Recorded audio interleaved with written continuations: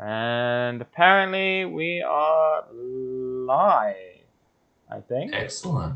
I That have no sounds. idea. Are we live? I'm not Hello? seeing it on YouTube at the moment. No? How Alright. much of a delay did you put? I didn't put any. So, Oh, it looks like we're live. Yep, we're live. we're live? Hello? Everybody, please tell me if you can hear me, if you can see me, if you feel me. I think there's like a 10-15 second delay, so we might have to wait a little bit for everyone to catch up to Oh, us. we are. Okay, so hello, everybody. My name is Scott with T3 Wargaming, and I am joined today by the lovely Mr. Henry Wagner. How are you, good sir? Yeah, really good, really good. Cool, cool, cool. So today we're going to be talking about GoldCon, which is a upcoming Age of Sigmar 2-day tournament being run by yours truly. This will be my first 2-day tournament, and I'm very excited for it. And I'm just making sure, letting people join in before we get started. I can see Sam Thompson's joined the chat, so we may as well just leave it here now. That's fine. We don't need him here, you know. Right. GoldCon. So GoldCon came about.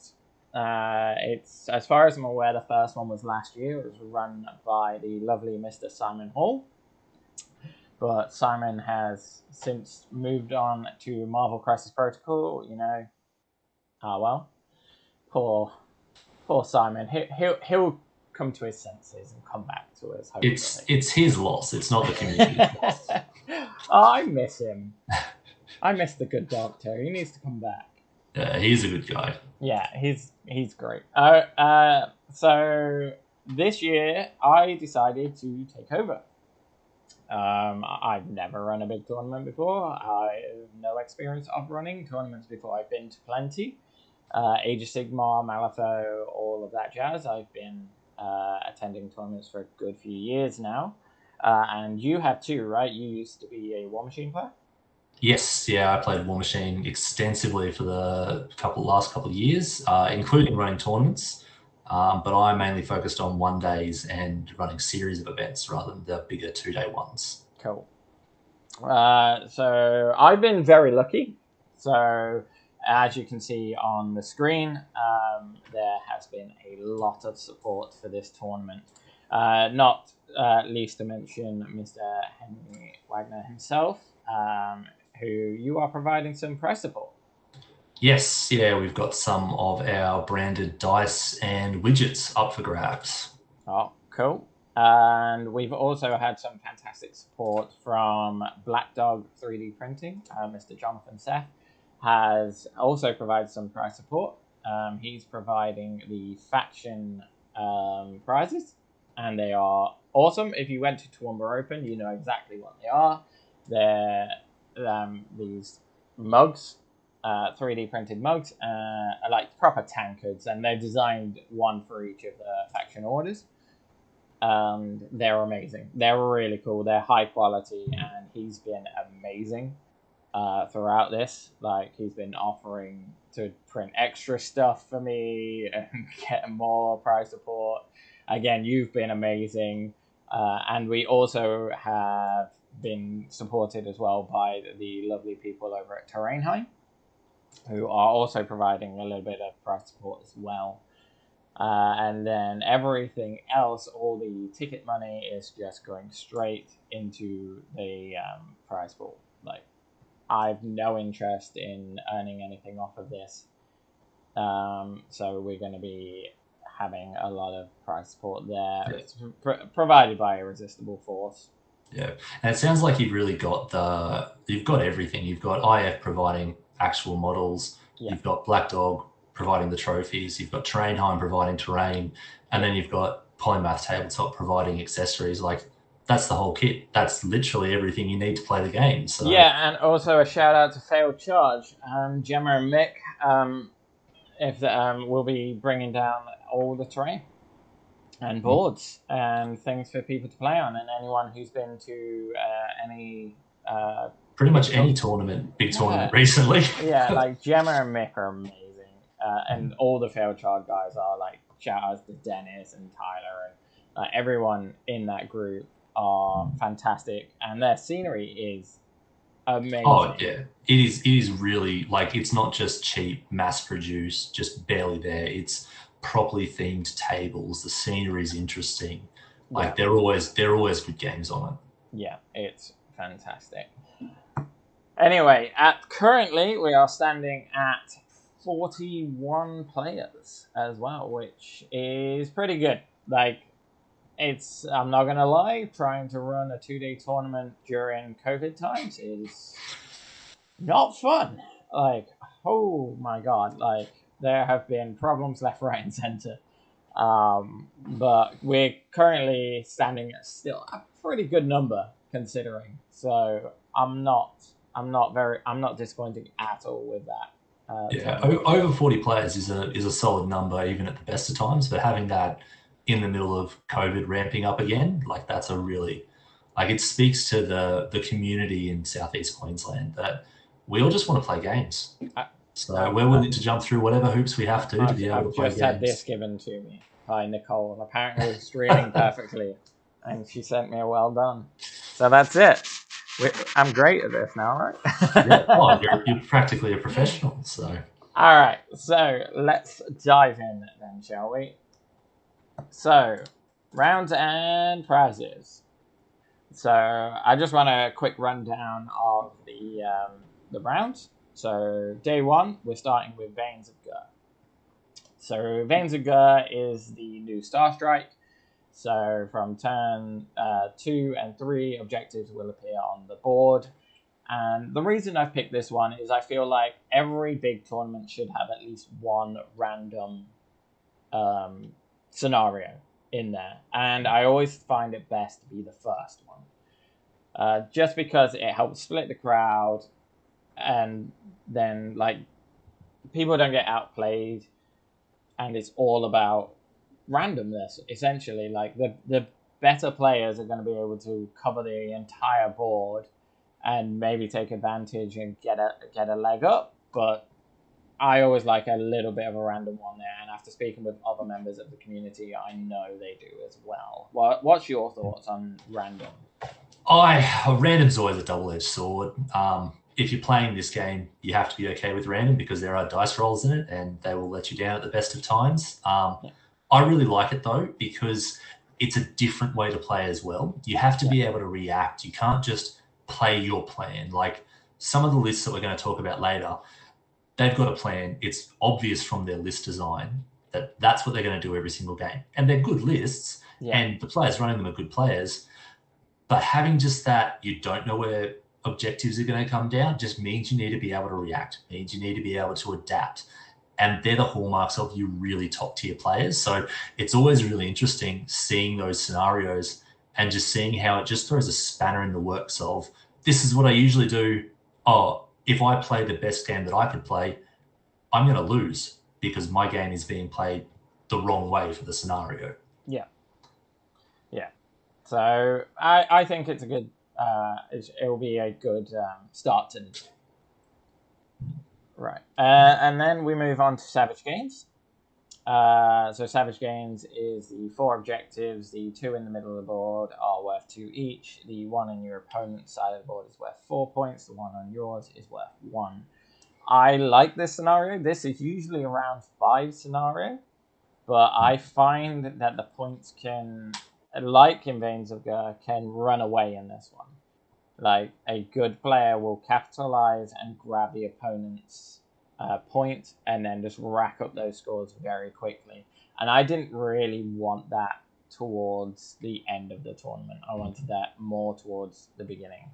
Like the points differentials at the beginning of the tournament are going to be huge for later on, because I think in the later scenarios you won't be scoring as high a difference. Yeah, and this one is one of those ones where it's kind of the opposite of the Veins, where you know where everything is, you've got your plan. It's all about execution with this. It's about outplaying your opponent. And combining round 1 and 2, and that's where you're really going to see those players that are good really just step up and be that head above the rest, because they're going to be playing really mobile, really adaptable in the first round. And then in the second round, they're going to be building their bunker, protecting their home objective, pushing out and taking those ones in the middle on your opponents.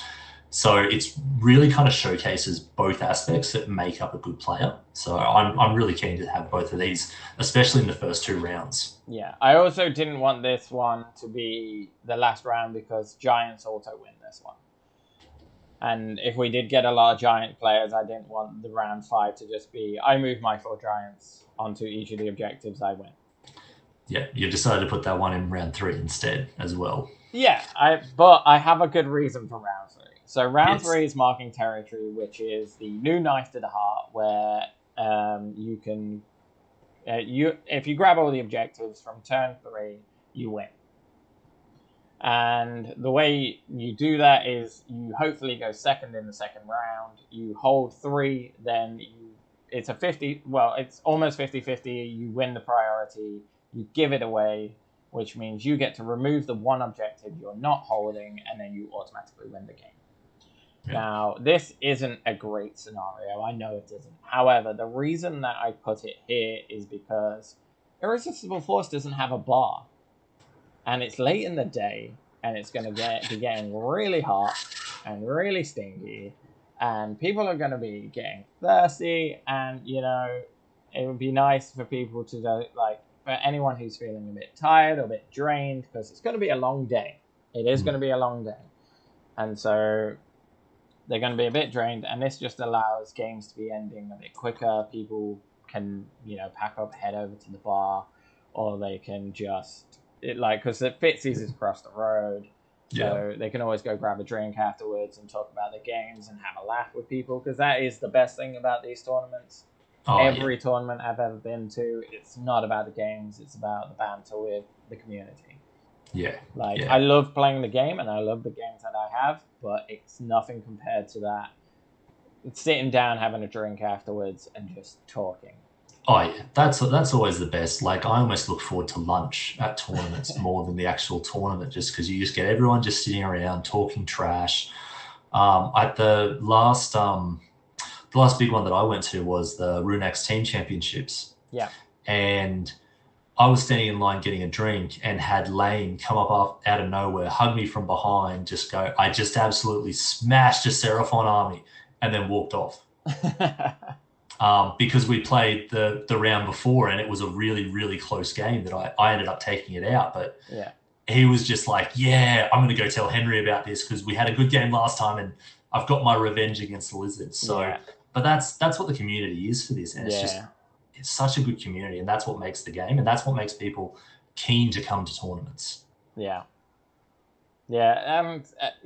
like, for me, it's the biggest attraction. So that's what I wanted. I wanted not exactly an early finish on the first day, but because it's going to be the longer of the 2 days, I just wanted people to, if they want, like, most games are probably finished within an hour and a half. There's a couple of lists in here that are definitely going to buck that trend. They're going to be tanky, long games. So if a few of them get matched up, those people aren't leaving until dice down. So I haven't quite decided what I'm going to do with victory points on that one, because I don't want it to just be a 20-0 if you win.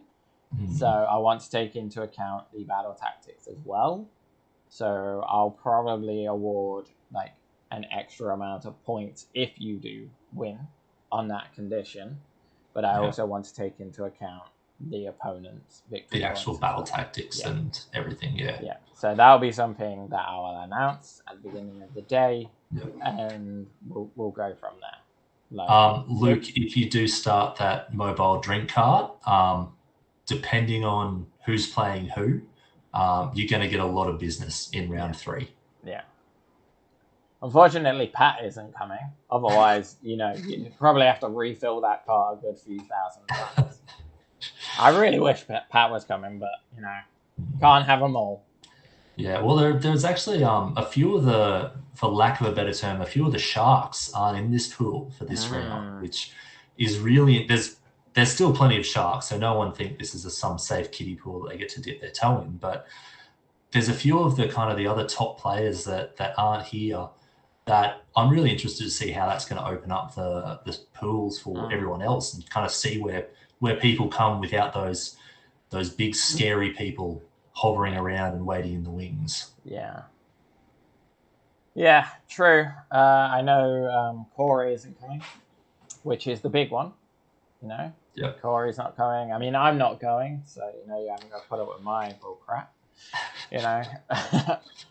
So yeah, you're right. It should be an interesting one. I've got a few favorites that I think might take it, but we'll see. We'll see how it goes. Yeah. Oh, Jason, I want to play you as well, mate. Jason is he's one of my rivals, so I might just play him anyway. Very nice. So on to day 2. Yes, day 2. What do we have first up? Okay, so day 2 was quite interesting for me. It was always going to be these 2 scenarios. I just didn't know which way to put them around, to put them. So I've gone with this way. I went with First Blood. First Blood I really like as a scenario because it is the basic scenario. You have 3 objectives. You hold 1, you hold 2, you hold more. There is very little else to this other than you can get a command point. If you go second and then you hold the chosen objective at the start of the next round, you'll get an extra command point. But other than that, there is no significant advantage. It is just the better player wins, in my opinion. It's just a straight up fight? Yes, it's just a straight up fight. You've got 3 objectives to fight over. There's no extra points unless you're killing monsters. It is just... It's the most straight up scenario there is. And I really like it. And this was going to be round 5. But instead for round 5, I went for Feral Foray. It's a classic. And it just works great. I really like Feral Foray. It forces opponents to spread out. Because you've got to defend your own whilst grabbing yours. And I think that makes for a much more tactical game. Yeah. Well, it's like we were talking about earlier, where if you've just got your plan and that's what you play, that's great. That is an aspect of the game. But being able to adapt and react with all the options that you have, do you put your big monster on objective A or B, or do you throw it into the enemy's battle line to hold them up? What do you do? And you're making these decisions on the fly, snap judgments, and often it's the wrong call because people are just going off gut instinct, but then your opponent's being put in that same situation. And then it really allows people to kind of rise to the challenge of the game. So yeah, the perfect example of this is the Mega Golem. Because say you've got 3 of the big boys in your army, you've got 3 home objectives. Now you're going to have to leave one of those home objectives to go grab one of your opponents. Otherwise, you're not scoring any points. There's only so many battle tactics you can do without moving. Yeah. And so if you move off an objective and your opponent's got something that can teleport or is faster than you, then you are at big risk. And I like that in a game. I like when it comes down to movement shenanigans and it's not just I sit on this, I win. Yeah. And it's that element of risk management as well, is you have to move off. Your opponent knows you have to move off. But when? Are you going to be moving off with enough time to be able to achieve what you need to achieve and not let them have enough time to react? Or have you gone that little bit too early, or have you left it too late? And that's the decision making that really exemplifies the excellent players and then just the good players. Yeah. And that's the thing as well, is good players. This for a final, 2 really good players going at it, and Feral Foray is pure magic to watch. I'm hoping to possibly film it and get it on the channel, just as a side view sped up, just so I can watch it, because it's going to be a good game. And I think that's the same. I think that's true the very top table and the very bottom table. It's going to be not so intense on the bottom table, but it will still be like a battle of wits.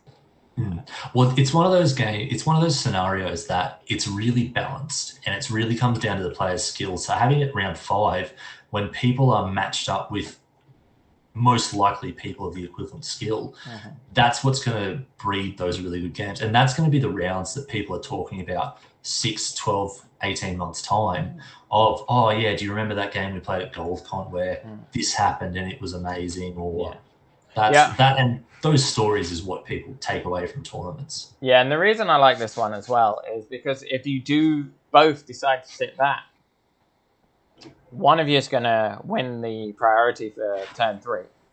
You're going to give it away, and then you're going to take away one of your opponent's objectives. They've now got to come forward because now you're holding more. And so you're going to be scoring an extra point. And I love that in that game. I've played quite a few games of Feral Foray where the priority for turn 3 has not decided the game, but has really ramped up the the pressure. It's really forced someone's hand. Yeah. So yeah, I really like that. Yeah. Anyway, so we're gonna so quickly just run through the prizes. So I'm not gonna say what the prizes are, just the different prizes available. So obviously first, second, and third place. Last place obviously gets the coveted wooden spoon. I stole one from the Measured Gaming when I was down in Vic GT, where they had the Choke on Your Own Filth award, which I think is brilliant. So as we're going through today, I'm going to make note of any list that we consider filthy, and those will be in contention to win this. It's whoever comes lowest with a filthy list, and that's just brilliant. I love that. Then we've got Best Painted, which is the Got Lynched award. Unfortunately, Mr. James Lynch isn't coming. I named the award after him, and then he's not coming, which is a shame. I'm hoping he might actually be able to pop in and help with the judging. That is good. That is a big hopeful. That would be excellent if he could be there. Yeah. Carrying on from last year, we've got the Goddess Boy Award, which will be a little trophy with a dog on it for the best sportsman. And then we've got the Best in Fashion Awards, which again are being provided by Black Dog. And then I've got a hell of a lot of random door prizes, and I'm hoping like almost everyone will get something. Yeah, that's the best way to do it, in my opinion, is more random door than anything else, because people just want to come and have fun. Yeah. So. One thing with the Best in Faction Awards is that you will not be eligible if you podium. Yep. Because I'd rather more people walk away with trophies than people double up on trophies. Yep. So some people like that, some people don't, but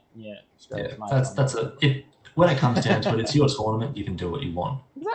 Exactly. But speaking of factions, we probably should get on to the faction split up, because it is quite interesting. Yes. So this is the Alliance and faction split. So it's currently standing at 41 players. We have almost 50% order.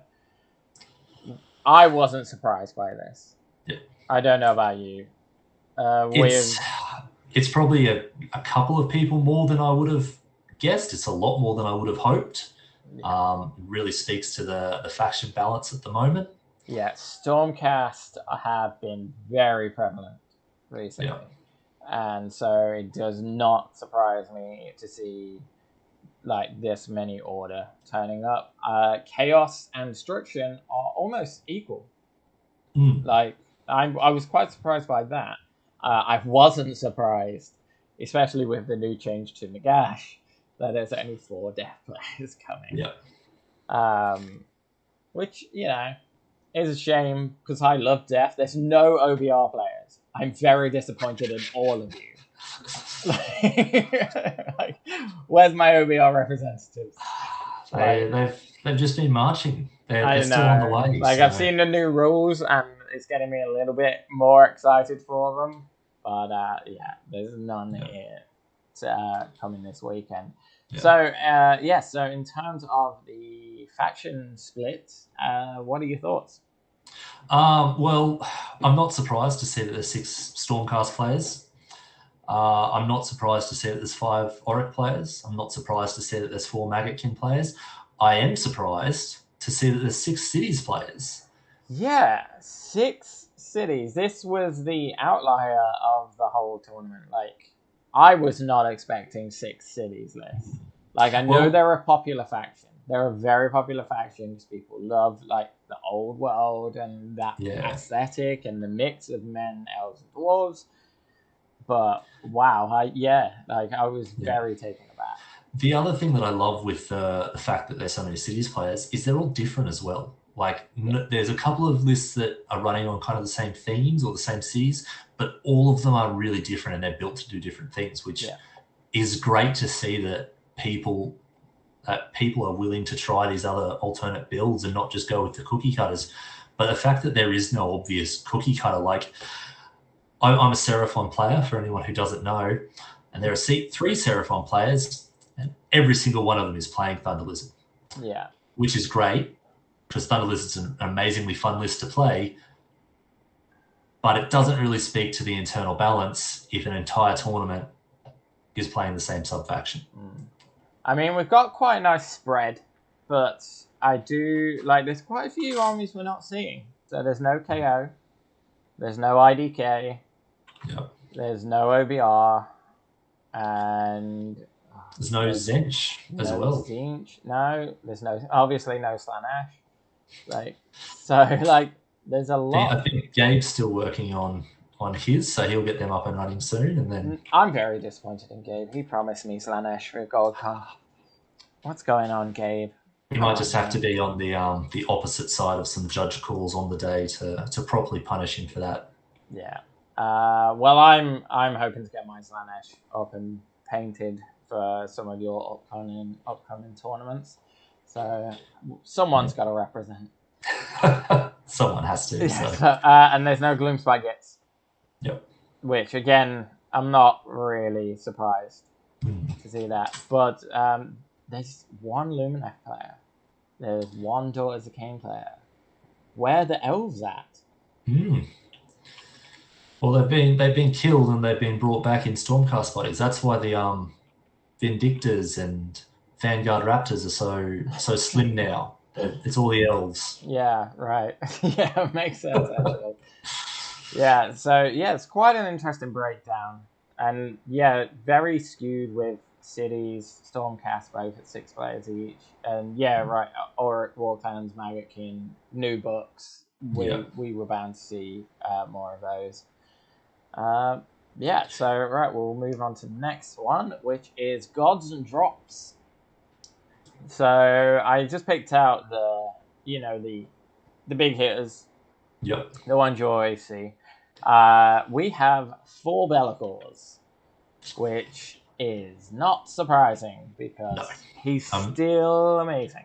Yeah, amazing model, amazing rules, amazing flexibility on the table. Like, you're going to see him. Yeah, that one.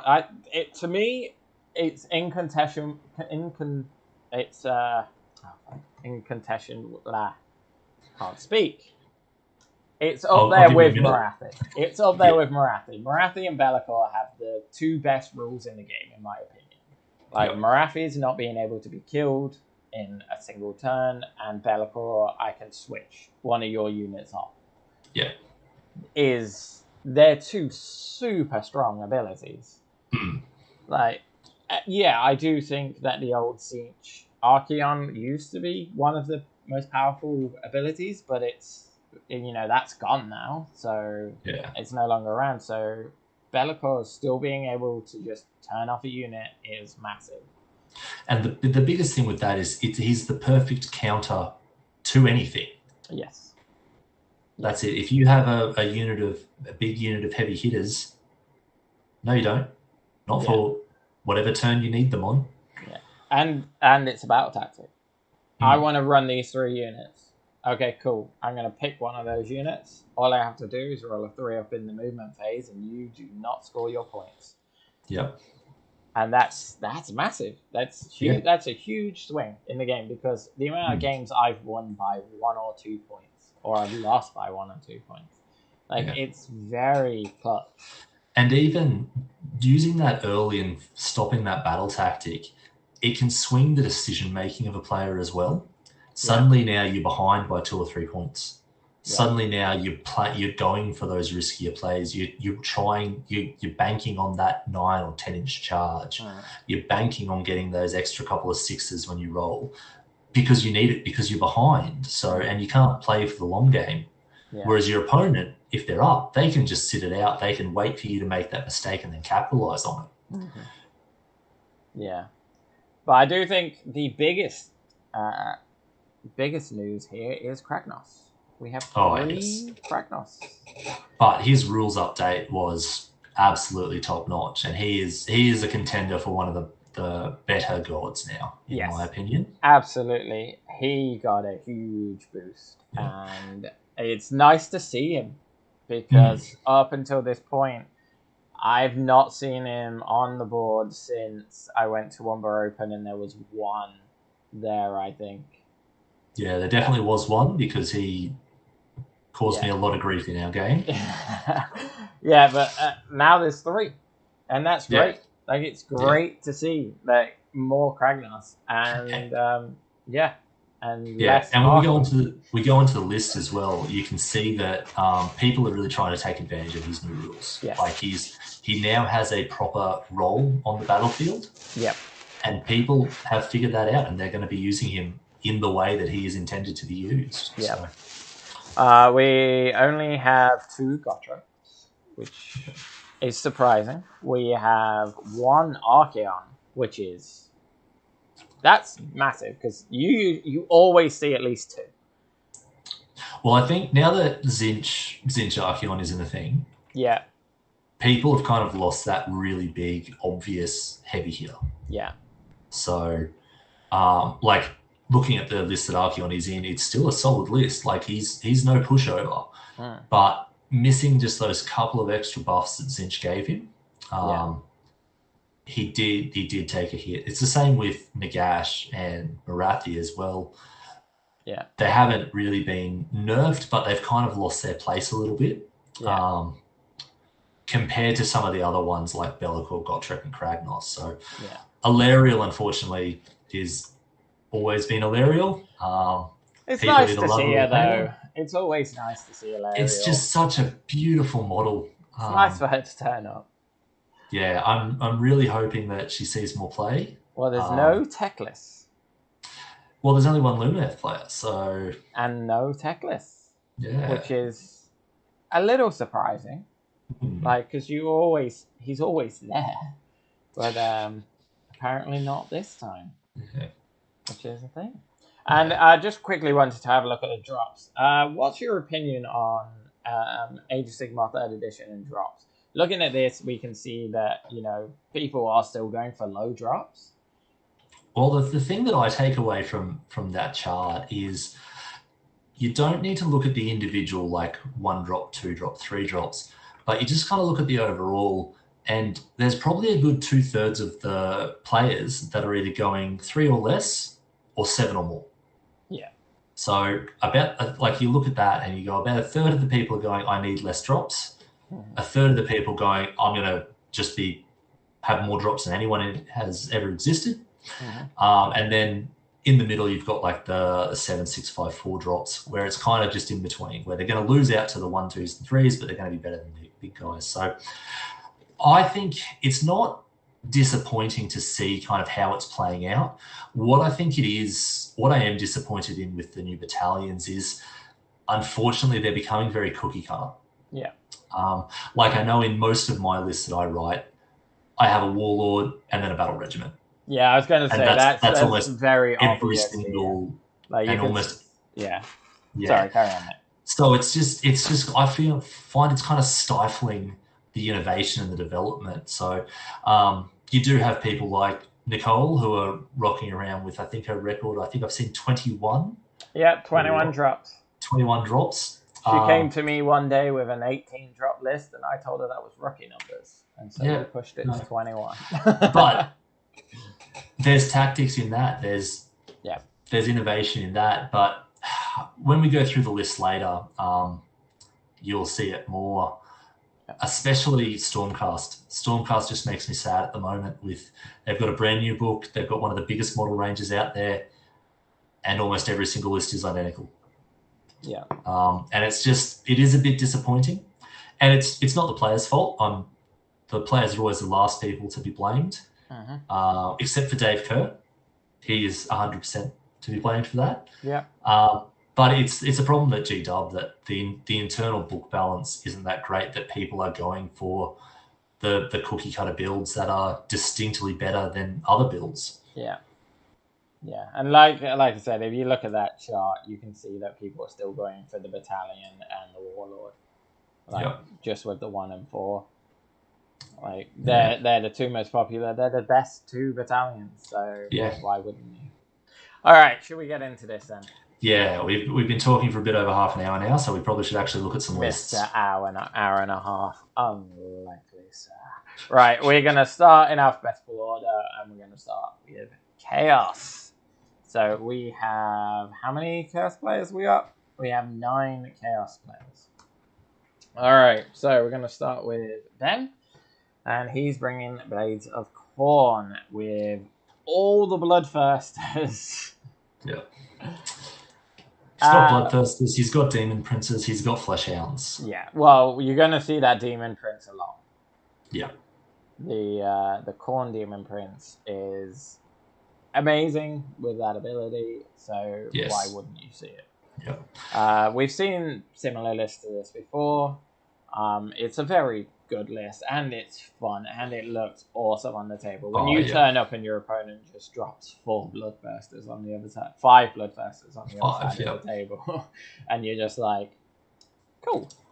Yeah. Well, what are you going to do? How am I dealing with this? Yeah. Not in combat is usually the first thing most people think. Yeah, I learned that the hard way with OBR. I charged in a load of horses, and after a single turn, there were no more horses. Yep. Because the boom thirster just went boom. And goodbye, horses. But it's a strong list, and unfortunately, Ben, we can't really talk more about it because it's a smash list. You get in, your Bloodthirster smash, and you either win or lose off that. So, which is not a bad thing. No. Like, there's going to be quite a few of those lists in here. Especially if you can proc some of those big bombs from those Insensate Rage Bloodthirsters, especially in the center of people's formations, that's going to be huge. Yeah. They're going to get a lot of work done. So. Yeah. And it's fun. This is fun. Yeah.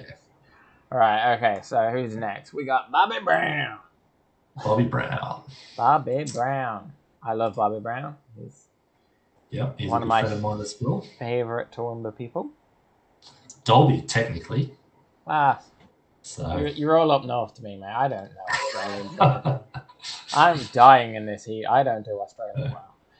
Anyway, Bobby is bringing Slaves to Darkness, Knights of the Empty Throne, Varangard. Now, he did have a question for me on this, which is, if Varangard are affected by Metamorphosis, how am I ruling it?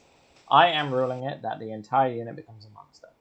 Okay, so you're changing your ruling that you made initially of just don't bring it. I don't want to make that decision. Yeah, I didn't particularly want to make this one because it's a tough call. Yes. But with everything that's in the game, I actually think it's more risk than reward. Yes. Because Varangard are only 5 wounds. So you're risking giving your opponent points. And all they've got to do is 5 wounds. Yes. And there's so many mortal wounds in the game now. So it's risky. So I'm more than happy to allow it. Because, you'll be scoring your points. It's nice and strong. But if that unit starts losing models, you're going to be losing points. Yeah. But just a shout out to Bobby as well for realizing that there was a possible discrepancy and checking with the TO before the event. Yes. And if anyone else has anything else, please message me either on Facebook or Twitter and just get your question out now. I've had a few and most of them have been resolved pretty quickly. And again, it's with this one, I weighed it up. I spoke to a few people, got their opinions on it, and in the end, yes, it's strong, but there's a risk to it, so I'm happy to allow it. Yeah, but it's clean. It's a clean call. That's the decision's been made. You're not being influenced by what's happening on the table. No. It's the right way to make a judge call like this, especially in my opinion. Yeah. Anyway. And in the rest of his army, he's got Bellicor, which always solid choice. He's got Chaos Sorcerer Lord with Mask of Darkness for that teleport. I'm guessing that's going to be for his 20 Marauders. He's got a Chaos Lord with the Arcane Tome, which is Whispers of Chaos. I'm not sure what that spell does. Are you aware? I'm not aware off the top of my head, but I have a wonderful thing called the internet. Ooh, fancy. So what else we got? We've got the Demon Prince of Khorne, obviously, for that lovely command ability to half run and charges within 18 inches, which is such a good ability, and I don't think we'll be sticking around too long if Khorne get a book. Yep. And yeah, Chaos War Shrine. He's like 8 Iron Golems. They don't go away quick. They've got some good armor saves. And he is a big fan of rallying them, so he usually runs them as one big unit, and it's just a lot to work through them. Yeah, and then you rally the big ogre dude because he's got a few more wounds than the rest. Yep. Yeah. Whispers of Chaos is a horde killer. Roll a d6 for every model in a visible target unit within 12. For each 6, the target takes a mortal wound. If any models are slain, target unit cannot move until your next hero phase. Okay, just some extra mortal wounds. It's never a mortal wounds in control. So I don't think those spells are as strong currently, but that's just because hordes aren't really a thing. Yeah. I mean, a big unit of 20 Chaos Marauders is probably one of the highest count models you're gonna see. Yeah, but even with that spell, if the unit's got more than 6, odds are you're stopping them from moving.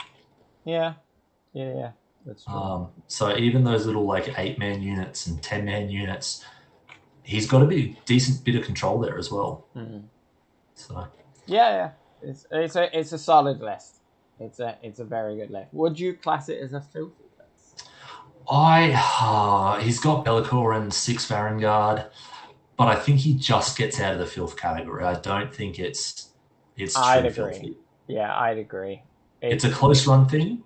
But I don't think it's an auto win. Yeah. Yeah. Do we think Ben's list is a filthy list? No, I don't think that's a filthy list at all. That is fun. And I don't think this one is either.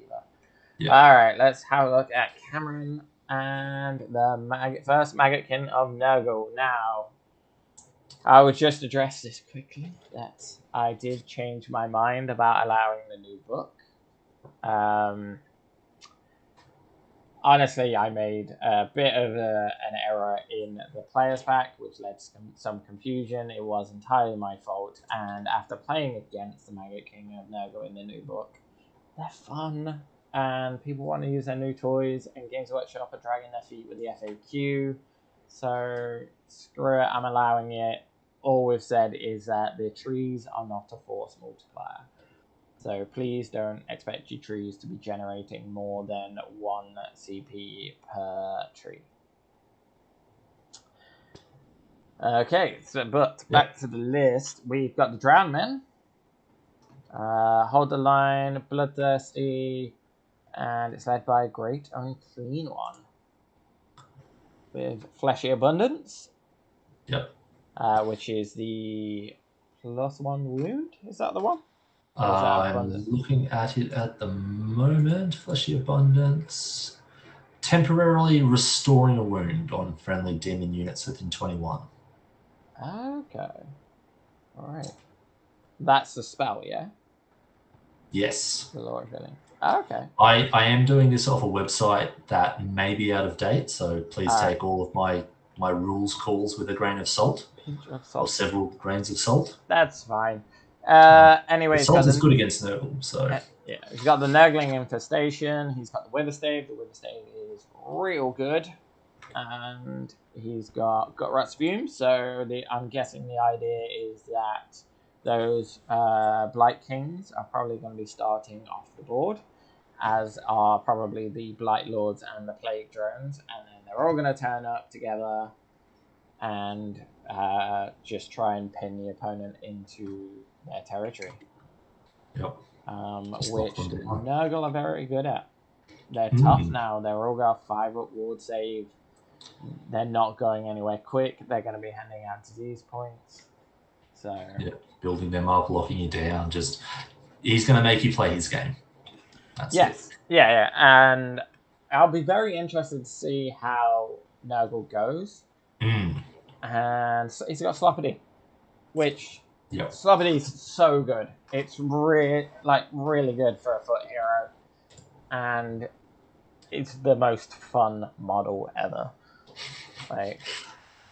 If I had one, I would be modeling a kilt on it, just because it's got bagpipes. Yeah. So, would you call this a filthy list? Remembering the fact that it is Nurgle. Absolutely not. No, I don't think Nurgle are filthy. Which is a bit contradictory. They should be. Yeah, I think there's some lists that are more filthy that you can do in Nurgle, but this isn't one of them. This is trying out something new, seeing how it works. I think it's going to work quite well. I think Cameron's going to be able to pilot it. So I was really right. Fleshy Abundance. Fleshy Abundance is +1 wound. For the turn. Thanks, Sam, for that. Which is probably going to go on the Plague Bearers. So you've now got a unit of 10 Plague Bearers with 30 wounds. Yeah. Which that isn't going anywhere quickly. Yes. The issue Nurgle has is they're not very quick anymore. It's something I've come across playing against them, is that they do not move very quickly. Getting across the board is quite a struggle. So in those scenarios where they're going to have to get across the board, I guess this is where the teleporting, well, not teleporting, but the deep striking Plague Drones and Blight Lords and your Blight Kings, this is where they're going to come in to try and grab objectives. Yeah. All right. A good list. I like it. New Nurgle's great. Yeah. What's up next? Now, probably my favourite Maggot-Kin Nurgle list that was submitted. And can you guess why? Because it's a snail and 12 slugs. I can think of 12 reasons why you love this list. Oh my god, I loved it. And talking with you earlier before the show, I genuinely think this is a good list. Yep. That is the Beast of Nurgle, like you said, they do impact hits on the charge. They do damage when they retreat.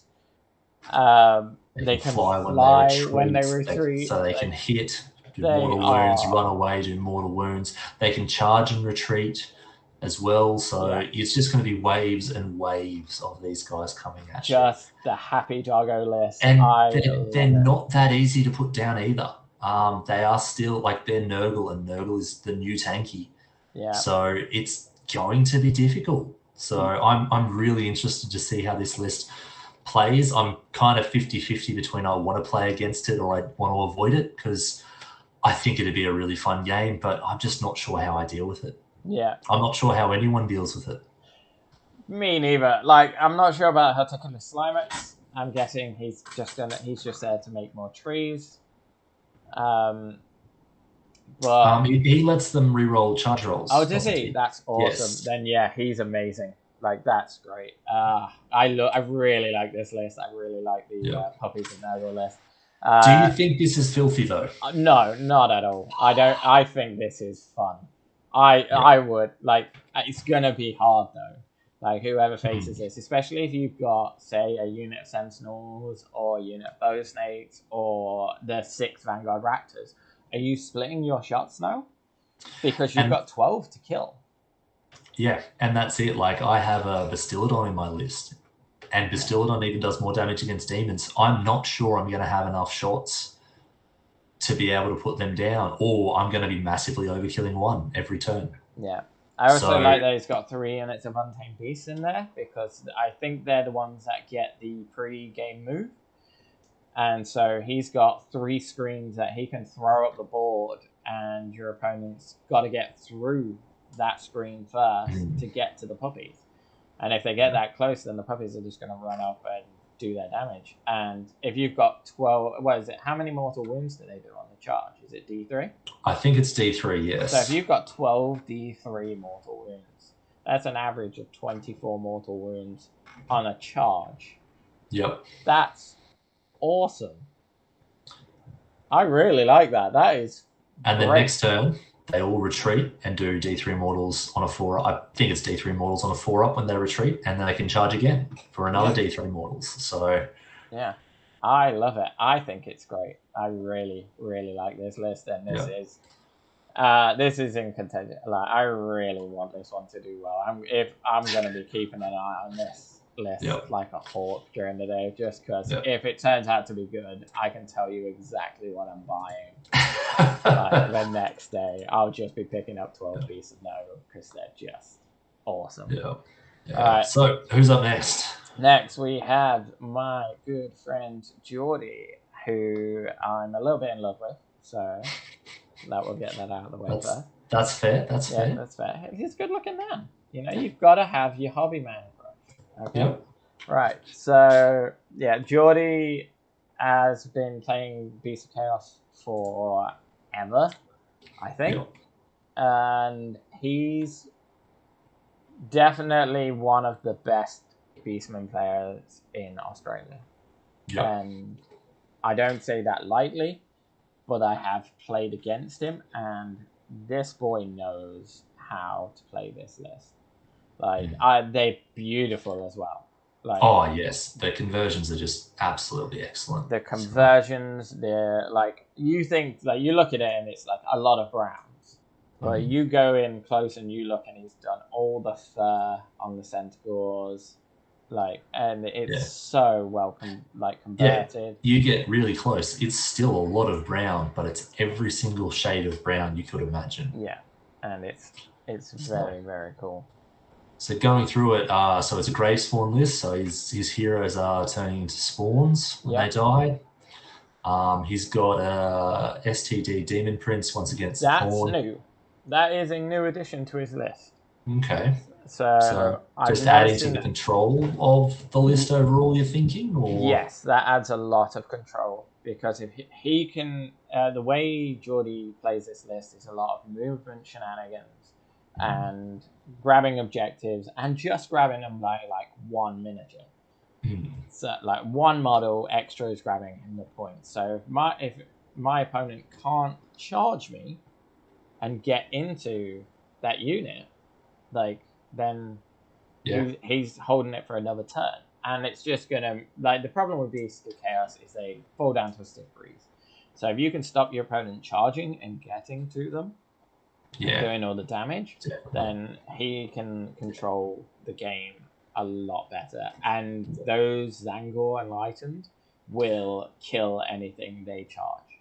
Oh yeah, they're his hammers. That's what gets his work done. So he's also got a Shaggoth, a Shaman, a Doombull, a Great Bray Shaman. 3 units of 10 Gores, 9 Untamed Beasts, some Centaurs, some Warhounds, some Ungor Raiders, and these 2 big bricks of his Andor Enlightened discs. So those Ungor Raiders are sat at the back there, their throat slit for the sacrifice to the stone.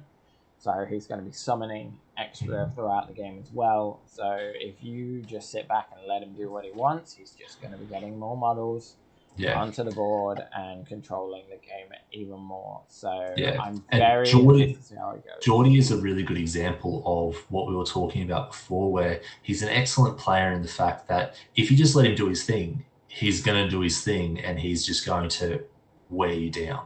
Yeah.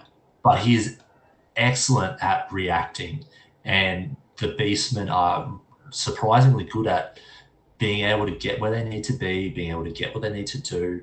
You can throw a spanner in the works and he's going to be able to deal with it somehow, some way. He's got the tools at his disposal, and he's a good enough player that he's going to be able to figure out what his optimum plays are. So I'm very interested to see him, how he goes this weekend. He's an amazing player, and yeah, I'm very, very keen to see where he ends up. Yeah. Right, next we've got another good friend of mine, Pete Horlock. So he's bringing his Slave to Darkness. Now the thing with Pete is whenever I play Pete, it's always a different list. So it's always exciting to know what he's bringing. But this time he's gone for the big boys. He's gone for Archeon and Bellicor and the Corn Demon Prince. Then he's got a Chaos Sorcerer Lord with Mask of Darkness for the teleport. What do you think he's teleporting? I definitely think it's going to be those 5 Chaos Marauder Horsemen.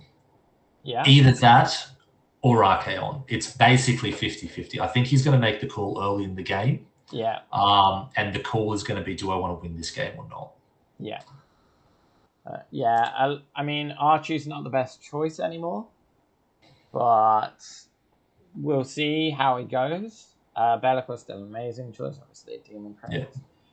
I don't think this is a filth list anymore, though. Like you asked me a month ago, maybe. Yeah, I think the balance changes come through for Archeon, and the fact that he's not in Zinch. Yeah. Just not having those guaranteed 6s to wound, it really does change his overall damage output. Yeah. But it's even there, you can't guarantee the charge, you can't guarantee the unbinds, you can't stop other people's charge. It's just the list has lost a lot of the control elements as well. And that's what was the real negative play experience when you're up against it. So I think once again, like a lot of the God models, in my opinion, are borderline filth. Yeah. And he's got 2 God models. So I think he might be just erring on the side of filth. Okay. So what do you reckon our first filth list? I think it's gotta be. Bellicor and Archeon is still a strong combo. And it's not a nice combo for your opponent. So fair enough. My issue with this list is there's not a lot of bodies.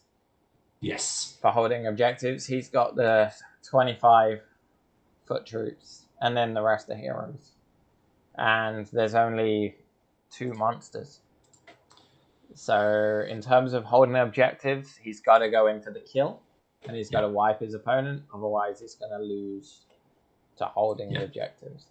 Yeah, and this list is designed to play aggressively, to be aggressive from the start, and just take control of the tempo of the game, and then just force it down your opponent's throat. Yeah. All right, then we go on to Sam G with another Maggotkin. Yeah. He's been having a lot of success with Maggotkin recently. He's been popping it up in the chat, telling us how good it is. I'm very keen to get him on the channel, actually, so he can show me what it does. But I'm not very familiar with everything in this list. Like, Festus is an awesome model, but I've never seen him or what he can do. So I'm very keen. What's your thoughts on this list? Well, I unfortunately haven't really looked into Maggotkin that much at all. Like looking at it, like he's still got Bellicor. Bellicor is still amazing. Festus, I believe he can lower save rolls permanently by 1. Ooh. Or I might be thinking of something else, but I think that's what he does. He's got Gutrot Spume for the ambush. Lord of Afflictions is still quite strong. And then he's got the 3 units of the Blight Kings. Now, in Blessed Sons, I believe this is the one where they explode, the same as the Thunderstrike. Yeah. Okay, that's cool. So when one of their models dies, you can pick an enemy unit within an inch, roll dice equal to the wounds characteristic, and on a 6 they get a disease point. Yeah. So it's really just going to try and stack them up. And then hopefully just tank you out. You're not going to be able to do enough damage to him to be able to kill him off before you're just a steaming puddle of pus on the ground. Yeah, it's like the Putrid Blight Kings are good anyway. Like the fact that they got an extra rend this round makes Makes The them chat, really the good. chat is telling us that this list is absolute filth as well. So Is it? I'm not sure if we have to listen to them. Oh, interesting. I think the fact that it's got Be'lakor in might tip it Yeah. that way. What do you And think? that's it. We've had the third person. All right, say there we go. So Sam, you are in. You can possibly win the Choke on Your Own Filth award, and if you win it, it's poetry because it's my idea. So I'm all good with it. Right. Okay. So I like this list, and I think I'm very keen to see how it goes. I also noticed that he's 1965 points. Yes. So he's keen to get that triumph, which is Bloodthirsty. Bloodthirsty is the reroll charge, right? Yes. Yes, it is. Yeah, that's that's. Yeah. Oh, I don't know. I prefer the +1 to win, but it's good. Let's talk about that when we get to my list because I've got some interesting tech. All right, cool. Then we Before go. that, we've got Stavros. Stav. So Stav made the switch from Nighthaunt to Chaos recently, and has been having good success. Yeah. That's quite a theme, actually, to some of the players in the tournament.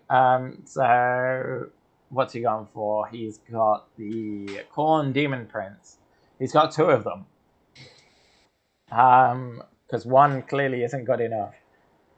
Then he's got Chaos Lord on Cockadrak, which you don't really see, which is nice. Like, it's always nice to see models that don't appear very often. Oh, he's got 3 Slaves to Darkness, Khorne Demon Prince. And then it balances out by having models that do appear quite often. So yeah, and then he's got Be'lakor. We might have 5 Be'lakors. I might have miscounted. Like, it's possible. And then he's got Bloodsecrator as well. Yeah. And then he's got some Chaos Knights, a couple of units of Iron Golems, Chaos Milord Horsemen, and then a couple of Chariots as well. Okay. So this list is quite interesting. Like, it's very much a combat list but he wants to pick the turn that he goes in. He doesn't want you engaging him. He wants to engage you. So I'm interested to see how this plays on the table. I've always enjoyed playing Stavros. So I'm interested to see how it works because he's not an idiot. He's pretty switched on. So I think there's some super secret tech in that we're kind of missing, but it'll just click and suddenly it's a lot better than what we think. Yeah, it's it's an interesting list. Like, you don't really see Chariots a lot. You see some of them. They're not bad, but no, they do mortal wounds, and I think that's why he's choosing. So the fact that I'm really interested to see how this list plays out. All right, cool. Well, I like it, and he's got some Hunters. Who are in Hunters? We've got the 2 Iron Golems and the Chaos Knights are all in Hunters. Yeah. Good choices. Like, Hunters is amazing, so it's a good choice. Yeah. I wouldn't say filth though. No. I mean, there's a lot of Khorne Demon Princes in there, but only one of them switching it on. Yeah. Right. And then for the final Chaos list, we've got Tyler with Maggotkin again, another Drowned Men, Lord of Afflictions. I'm not even going to attempt that first name. Demon Spew. Orgots Demon Spew. And then Bloab Rotspawn. They're the 2 guys on the really cool models that came out for the end times and then were absolute rubbish and no one ever. He's got Cloying Quagmire. It's got the Splithorn Helm has come up a lot. I've heard that is the go-to artifact currently. Yeah. And he's got Overpowering Stench. And then he's got a lot of Light Lords. There's a lot of flyers coming. Yeah. And he's carrying on his tradition from Toowoomba Open of bringing 5 Centaurs. Okay. Yeah. I faced him round 5 of Toowoomba Open, and he put down the 5 Centaurs in a Khorne Bloodbound list. And I was like, why? But, you know, if it works for him and they do something for him, then that's all good with me. Oh, that's it. No one's going to hold it against him by sticking to his theme, especially if the theme is bringing 5 Centaurs. Yeah. But what do you think of the flies? There's a lot of flies there. So How fast are they in the new book? I think they're pretty fast, but I think the trick is that they deep strike. Yeah, okay. So Because that's...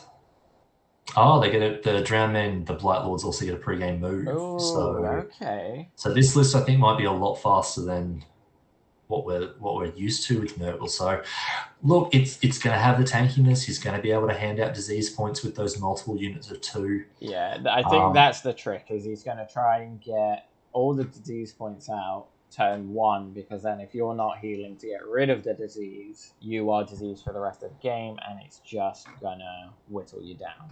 Yeah. Because I've played plenty of games where that's happened, like where I've been against Nurgle, and then throughout the game I've just gradually lost more and more and more wounds.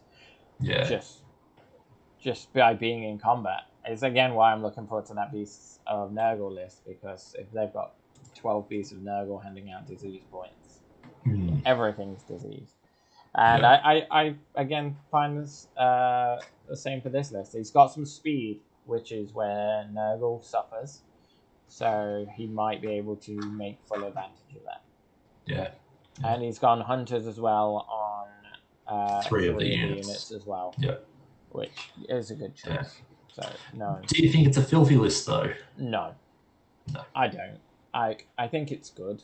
I do. I think it's a very good list, but I also think he's low on bodies. Yeah. Like they're worth 2 each on the point, but that's still not a lot. That's only 4 bodies or 8 bodies. Yeah. Yeah. So I think that's it for Chaos. So what are your overall thoughts with all the Chaos lists that we've seen? Be'lakor is Be'lakor and Magakin are the story of Chaos, which is good because like the new Nurgle book is very well written, it's very well rounded, it's nice, and I like it, and it's good to see. And I think Be'lakor's still strong. You're always going to see him as long as he's got that ability, and as long as he's below 400 points. Yep, yeah. My favourite thing about the Chaos list is with the Magakin as well, is they're all taking different things. Yes. So they've all, like, it's not just people have gone, this part of the book is the best. We're all going to take that. Like, everyone's got different things. They're all doing playing similar with the disease points. Yeah. But that's the theme of the book, and that's what you want people doing. So I'm really, really keen to see. Yeah, I'd say the most common thing we've seen there is the Demon Prince corner. Yeah. But again, it's a super strong ability. Why wouldn't you take it? When you can control charges, why wouldn't you take it? Because your opponent's going to have to get right up in your face if they want to make a charge. And even then, it's not guaranteed. You've got to roll a 6. Yeah. Yeah. Okay, so what's up next? Next up, we have the 4 in Death. And we are starting with Brady. So one of the other Toowoomba guys, he's taking Feck. Yeah, and he's bringing the only Feck list. Yeah, he's only just started with them as well. I've actually got a game lined up against him on Thursday. He's going to learn how to play it, which will be interesting. Right, okay. It's always best to bring a new list to a tournament. Well, I know he has been talking with Mr. Bobby Brown, who played Feck quite extensively earlier. So he does have a bit of support in that corner, and apparently this list has more than meets the eye. So we'll see what happens. So he's got a Ghoul King on Terrorgeist, a second Ghoul King on Terrorgeist, the Archregent, a Crypt Haunter Courtier, big unit of ghouls, a little unit of ghouls, and then a massive unit of horrors. And he's going to be summoning extra horrors and extra ghouls on. Yes. Probably turn 1. And he's also got the Chalice, which he'll be bringing things back. Yeah, so Hollowmorn is the Knights and Courtiers reroll 1s to wound on the charge.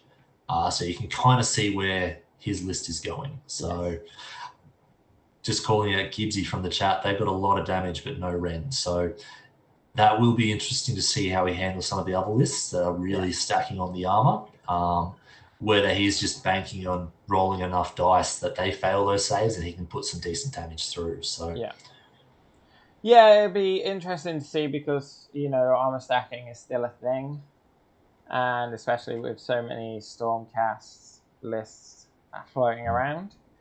It's going to be interesting to see if you can bet. But the thing is, weight of dice, you're still going to take things down. Yeah, and the other thing with the armor stacking, like it's great for your opponent to be like, oh, I'm on a 3-up save and I ignore the first 10 points of rend, and you just go, what up? I got no rend. Yeah, it doesn't matter. You can have your +1 to save. Yeah, you can have your spell. You can spend your command points. You can have all your other abilities. Not going to bother me. Yeah. So. It's a good list. I like it. Yeah. I don't see anything too crazy in here. Yeah. No, I think Brady's going to do quite well with it. Yep. I think so too. Why hold the line instead of Beastmaster? Yes. Or even Prize Sorcery.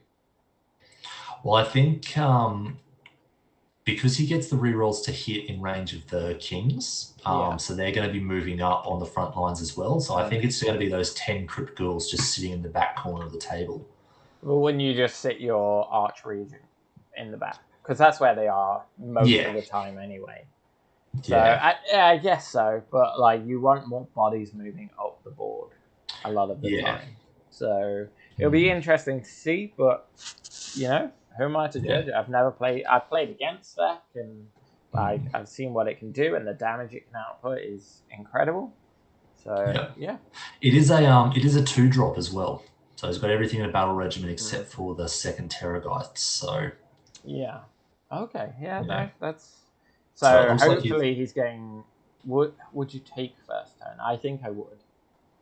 Depending on deployment, I think if he could engage, then yes. If he couldn't, I'd probably hold off. I mean, as long as there's no threat to the guys that are summoning turn 1, then you could do it away, I think. Yeah. All right, cool. So on to the next one, which is Brendan. So Brendan came to a one-day tournament I ran. When was that? Last month, and won. And I believe he won with this list as well. Okay. So it's Soul Black Gravelords, which I was very surprised that there's only one. Because these were very popular when they came out. Yeah, every man and his dog seemed to have a Soul Blight list just floating around in spare parts. So I suppose that makes sense for zombies, but it's everything else that everyone had. Yeah, and now they've just kind of fell off the face of the earth. Yeah. So he's got Vampire Lord on Zombie Dragon, who's got Vile Transference, which is the roll of dice for their wound characteristic. Every 6 they suffer a wound and you heal a wound. I believe that's the one. He's got Prince Wardry, who hits like a truck if you can get him on 2s and 2s. Anything less than that, and I've seen him whiff so hard. Yeah. Like, he is like Marathi for me. Like, when I take Marathi, if I'm not hitting on 2s and 2s, I'm not hitting at all. Then he's got Belladonna, who is awesome. Yep. I'm very surprised not to see Radikar. Yeah, they usually do come in the pair. Yeah, because Radikar summons the wolves, and the wolves protect Belladonna. Is how I've always seen it, so I guess not for this one. Then he's got a Necromancer and 2 units of 20 zombies who, they fall over quick, but if you play the movement game well with zombies, they do really well. Yeah, well, in this list, they're piling in from 9 inches away, so that is a big threat. Yeah, and then you've got the Death Rattle Skeletons, who are probably just a nice throwaway unit. The 2 units of 5 Blood Knights will hit pretty damn hard. And then you've got 4 Glaive Wraith Stalkers. Yeah, which is a bit of a surprise. You don't usually see Nighthorn outside of Nighthorn. Did he just have the points? Maybe. Would you have not taken an Endless Spell? maybe like he's probably got, like, looking at his casters, he's probably got plans for all his casts. Yeah. Especially if he's taking the Arcane Tome on the Necromancer. So Yeah. I would probably say that those guys are just the points fillers, and they're not bad points fillers, but No, they're not it's terrible. interesting. But I just wonder if, say, a Emerald Lifestorm for the same points Yeah, wouldn't have been a better choice. But yeah. you know, like you said, maybe he's got a plan. Yep. All Moving right. on. Moving. Would you say Filth? I wouldn't. No, definitely not. If Radikar was in there, maybe.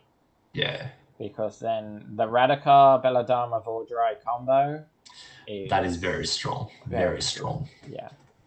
All right. So Creddy with Nighthorn, but will it be Nighthorn? Because it's Creddy, so he's clearly going to sell this week, buy no armor, and then bring something else, right? Yeah, well, the important thing is the reason he submits lists to most tournaments is so that whoever buys his army, they can go to that tournament with that list and it's already available. So, he's quite courteous as a seller. So. Yeah. So for those of you that don't know, but later this year we might be running the Creddy Invitational, which you can only attend if you have an army that you have bought off of Chris Eddy. Yeah.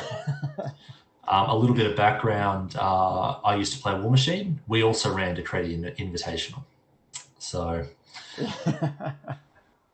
that boy amazes me. But he is one of the characters in the scene. Yeah, he's awesome. But can we get onto his Nighthaunt list? Yes. Nighthaunt. He's jumping on the bandwagon of Nagash in Nighthaunt. So, yeah, Nagash in Nighthaunt. Then he's got a Knight of Shrouds, a Kelghast Cruciator, 2 units of Hex Wraiths, a little unit of Spirit Hosts, and the Umbral Spell Portal. So what do you think Nagash's role in this list is, apart from just doing Nagash things? So Nagash is still going to be a machine gun. But the great thing about Nagash in Nighthaunt is he has access to their spell lore. And the spell lore for Nighthaunt, most of their spells are actually quite low cast. So he's almost automatically casting them. And they're pretty good with Nagash. Because he can be re-rolling hits and wounds. He can put a unit at, I think that -1 to hit or -1 to wound. There's a good few spells in there that Nagash can make use of, and the fact that if the Hex Wraiths, if he brings one of them back, he'll be bringing back an extra Hex Wraith because of his that is very strong. Very strong. Also giving them a 5-up ward save with his command ability, which is very good. And then you add that on top of the Krulgash Cruciator, who, if they hit with one of their shooting shots, they will hand out a 5-up ward anyway. Nagash can make that a 4-up. So you've now got 10 Hex Wraiths that have a 4-up ward save on top of their 4-up unrendable save. So now they're saving 75% of all wounds that are going through. Yeah, and that's a big swing. That's like your excellent, your best of the best tanks. Yes. That's what they're rocking. So yes. Yeah, that's interesting. I mean, I'm interested to see it on the table. Do you think it's a filthy list? I mean, he does have Nagash. I think Nagash is strong, but because of the changes to Nagash, the fact he's not getting any of the benefits of being in Nighthaunt, he's going to die easy because he doesn't benefit from the Emerald Host, so he can't pass off wounds to the Hex Wraiths. Okay. So the Knight of Shrouds can, but Nagash can't. He does not benefit from the Emerald Host, so therefore, passing off wounds, he can't do that. Because he doesn't benefit from any allegiance abilities. So he's going to be good though. Yeah, okay. So not filth. Yeah. What about the other Nighthaunt list that we have? All right, which is Mr. Nathan Goodchild, who I know was in a bit of a fever dream from the old Corona when they sent me this. Because he was late handing it in and he was like, I have no idea how to send this in. And it's like a bajillion Hex Wraiths. Like, it's really good. Like, yeah, it's really got legs. Yeah. Like a lot of legs. Yeah, I mean, there's 4 per horse, so you Yeah. know, it's. But sorry, So it's got Lady Olinda, Big Drog, the fort kicker. Yeah, so 5 Lady hex Olinda rate, is 5 almost hex, unkillable here. 5 hex rate. Yeah. Yeah, Lady Olinda is almost unkillable because she's passing off the wind. She don't care. She's not going anywhere. If he gets her into a good spot, then that's going to be awesome. And the min units of Hexrace, they're just so quick. Yes. Like, if you don't kill a unit outright, Lady Olinda is going to be bringing 1 back to each unit within 12. And then they're just going to be running away, retreating over you to do mortal wounds and grabbing objectives. So if he play, and with the Emerald Life Swarm in there as well, he could potentially be bringing more back. Like, it's a very good list. I really like it. And then he's got the Mega Gargant in there. Yeah, which is very strong in Nighthawk, in my opinion. It really is. Like, I tested it out in a battle report recently against Nicole, and it just adds so much, like, wound absorption in the army. It's a big target that your opponent's got to deal with. Yes, it doesn't hold objectives like normal Mega Gargants, but it's a big monster and it's a big wound sink that's just not going to go anywhere. It's really like Mega Gargants are a damage check. Can you do enough damage? Yes. But your choice in this list is either putting your attacks into the Mega Gargant or putting them into the Hex rates. That unless you fully kill units, like you said, you're not getting through them very quickly. Yeah. So yeah, this is I almost think this is on the filth side of the border. I'd argue against just because it's Nighthorn. Just because it's Nighthorn. Yep. It's good. Don't get me wrong, but it's a 4-up save. It's a 4-up, 6-up. It's not. It will go down to enough. Enough output will put this down. A good opponent's going to systematically take a unit out and make sure that unit is dead and gone forever. And so I can't see it being good. And in answer to Matt Dale's comment, oh man, if this doesn't happen, if we don't get horses versus the puppy dogs, then I'm doing something wrong as a team. They'll each be given free if they can get through the game without making a single attack and just doing damage with retreats. Yeah. And that is our 4 death plays. Yeah. What are your thoughts?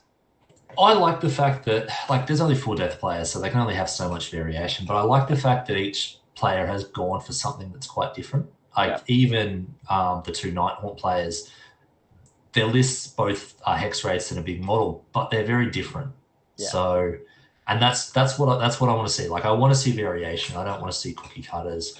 I want to see people coming up with their own brand of crazy, putting it down on the table and doing well. Yeah, so. I agree. I completely agree. All right, so we are moving on to Destro. So I believe there were 8 Destro.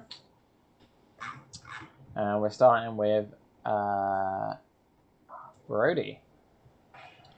Brody. And our first Iron Jaws. So he's running the choppers. Yeah, choppers. Which one are the choppers? You ask a good question. Okay, cool. Well, I'm going to run through the list whilst you're... Yeah. So he's got the Mega Boss on Maw Crusher. He's still got the Amulet of Destiny, which is interesting. So he's got 6-up ward save. I know he's been busy recently. Let's hope he's read the FAQ change. Otherwise, he's in for a nasty surprise. Then he's got 2 War Chanters and a Wind of Shaman. So he's not gone double Maw Crusher. He's got 10 Brutes, 5 Brutes, 5 Brutes, and 10 Odd Boys. And then 2 units of 3 Pigs. Nice list. Nice varied list. Like, usually you just see, like, 2 Maw Crushers and 2 big units of Pigs. Yeah. And I was just about to get to that Mordaka. So the choppers, the War Chanters affect 3 units of Brutes Ride Boys. So he's handing out buffs like no tomorrow. Oh, okay, that's cool. That's that's good. That's real good. And Auric Brutes. I want to see if their ability comes into play, because I've not really seen it much, where if they're on an objective within 3 inches of an enemy unit that is 1 wound, those 1 wound models don't count towards the objective. Okay. So if he's got 5 brutes in combat with those 20 zombies, the 5 brutes hold the objective. The zombies don't count. That's like real good. It's also lots of damage. As I was saying in the chat, it's looking strong, and like that big unit of our brutes is going to be a problem. Yeah. And he's still got 2 units of pigs as well. Yeah, and like they bring a lot of speed and a lot of hitting power to the list as well. Yeah, speed is key a lot of the times, and they hit hard. Like 3 pigs still hit real hard, especially if you're backing them up with a Null Crusher as well. So I'm very keen. Well, would you say this is filthy though? I don't think so. There's nothing in there that screams filth to me. No, he hasn't gone like filthy is when you're trying to abuse a rule or you're just spamming a unit. Yeah. I don't see that as filthy. He's playing with the models that he can, and he's trying out something. Yeah. I think he's going to do quite well looking at that list. So cool. No worries. So we'll move on to Gabe, who should be playing Slanesh. So I don't even know if I want to talk about this. Okay. But no, the reason Gabe is bringing this list is because I told him that James Lynch is no longer going. And so he's going for the painting prize. And so he's bringing his best painted army. And no, good luck to him. I can't say if I've ever seen his Iron Jaws. So hopefully I'm in for a nice surprise. Yeah. So what's actually in the list? So he's running in the Iron Suns. Yeah. So Iron Suns, if I remember, they're the ones that can charge in the opponent's hero phase. Yes, in the enemy charge. At the end of the enemy charge phase. Yeah, at the end of the enemy charge phase, he can charge something. Yep. That's a good ability. Yeah, and if you look at his list, he's going to try and make use of it. So he's got a Mega Boss on Maw Crusher. Mm-hmm. He's got 2 War Chanters. He's got a Shaman. Yeah, so same as Brody's. Yeah.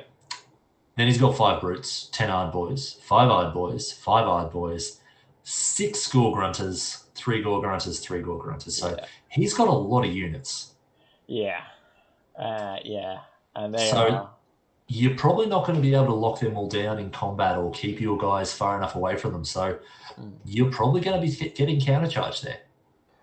Unless he's trying to alpha. Yeah. So he's got the big green Hand of Gork, so he's obviously going to be trying to teleport that big unit of pigs. Or the big unit, one of the units of brutes or Ardboys. Yep. Over to join in. I reckon he's going to be going in for because he's got the mound trait of Fasten as well. Yep, so it's got the move in the hero phase. Yes, so I think this is probably going to be an alpha list, which is what you expect from Iron Jaws. And you've got to build, your deployment is so critical when you face an army like this. And because it will hit you and it will destroy anything it gets into. Yeah, it will hit you, it hits hard, so... Yeah. Do you think it's filth, though? It's very much on the border for me. Yeah, he's got the big unit of pigs. Yeah. But he's only got 1 Maw Crusher. That's what kind of tips it back. 12 pigs. 12 pigs. I don't know. Maybe we have to come back to it after we have a look at some of the other Iron Jaws lists. Oh, I'll see, Gabe. I might just do it just because it's Gabe. Are you sure you want to give him another chance to win a different type of prize? Oh, yeah, maybe not. All right, we'll skip that. All right, then we're moving on to Gav. So Gav is bringing the Gatekeeper army of Age of Sigmar 3, which is the Sons of Behemoth. He's taking a Taker tribe, so all of his Mega Gargants are counting as 30 models on an objective. And he's bringing 3 Kraken Eaters and a Gatebreaker, which is not common. Like, normally it's the other way around. Normally you see a lot of gate breakers because they're the ones. They've changed the points. Okay. So now gate breakers are more expensive. Ah, I see. Right. So you'll see there that the Kraken Eaters are under 500 where the gate breakers are over. So. Right, I see, yeah. And he's gone for Monstrously Tough on his General, who has 40 wounds now. And with the Amulet of Destiny, even nerfed down to just a 6+, that's still a lot of wounds for a 6-up ward. Yeah, it's an extra around, 6-7 wounds? Yeah. Like, it all counts. It all adds up. This list is the definition of a DPS check. Can you do enough damage before you lose on scenario? Yeah, he's gone for 2 bosses of the Stomp as well, so he's got 2 extra artifacts. So the Kraken Skin Sandals, I believe, are doing extra damage on his Stomp, on his kicking attacks. I'm not sure what the net of the Beast Reaver does, but like it's a strong army. That's his anti-monster. Yeah. One, so you can make enemy monsters -1 to hit, and you get +1 to hit. Yeah. So, do you think it's filth though? No. This is a DPS check army. Don't get me wrong, it's a DPS check army, but the damage output is not there. Yeah. If you kill that Gatebreaker, he can pick things up with his Kraken Eaters and automatically stuff them in the back, but they're not going to be doing a lot of damage back. So as long as you can bring a Gargant down a turn, which I know isn't easy. Yeah, it's the new damage check of you. If you're going to a big tournament, that's one of the things your list needs to be able to do. Yeah. Take down a Gargant. So Nicole is saying that it needs to be filth because it is Gav. So I mean, yeah, that is true. It's very true. Anyone who knows Gav, he's the loveliest man in the world, but we can't let him win, people. So if he doesn't win the one sprint, I'm going to be disappointed with all of you. Yeah, I actually have a video of Gav from about 5 years ago, where I got the buy at a tournament. So I decided to spend the entire round just second guessing every single decision he made in a game. And I can tell you, nothing puts someone off their game more than just having someone watch them, and they're going to go, okay, I'm going to do this. And you're like, oh, is that the right move? Oh, that's risky. And even just basic things, like if he was playing AOS 3, he'd be like, oh, I'm going to cast this spell. Oh, I don't know. He had other options there. Oh, I just don't. It is hilarious to watch. Yeah. And he was an absolute champ when I did that. So yeah. I can say this for Gav. I've never had to do more editing for a video than when I had Gav on the channel.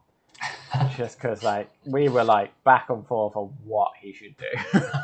Every single phase. Yeah. But I love the man to bits. But no, I don't think it's Phil. I think it's good. Yeah. But okay. It's not Phil. I'm sorry, guys. I'm sorry. I can see a lot of people shouting Phil.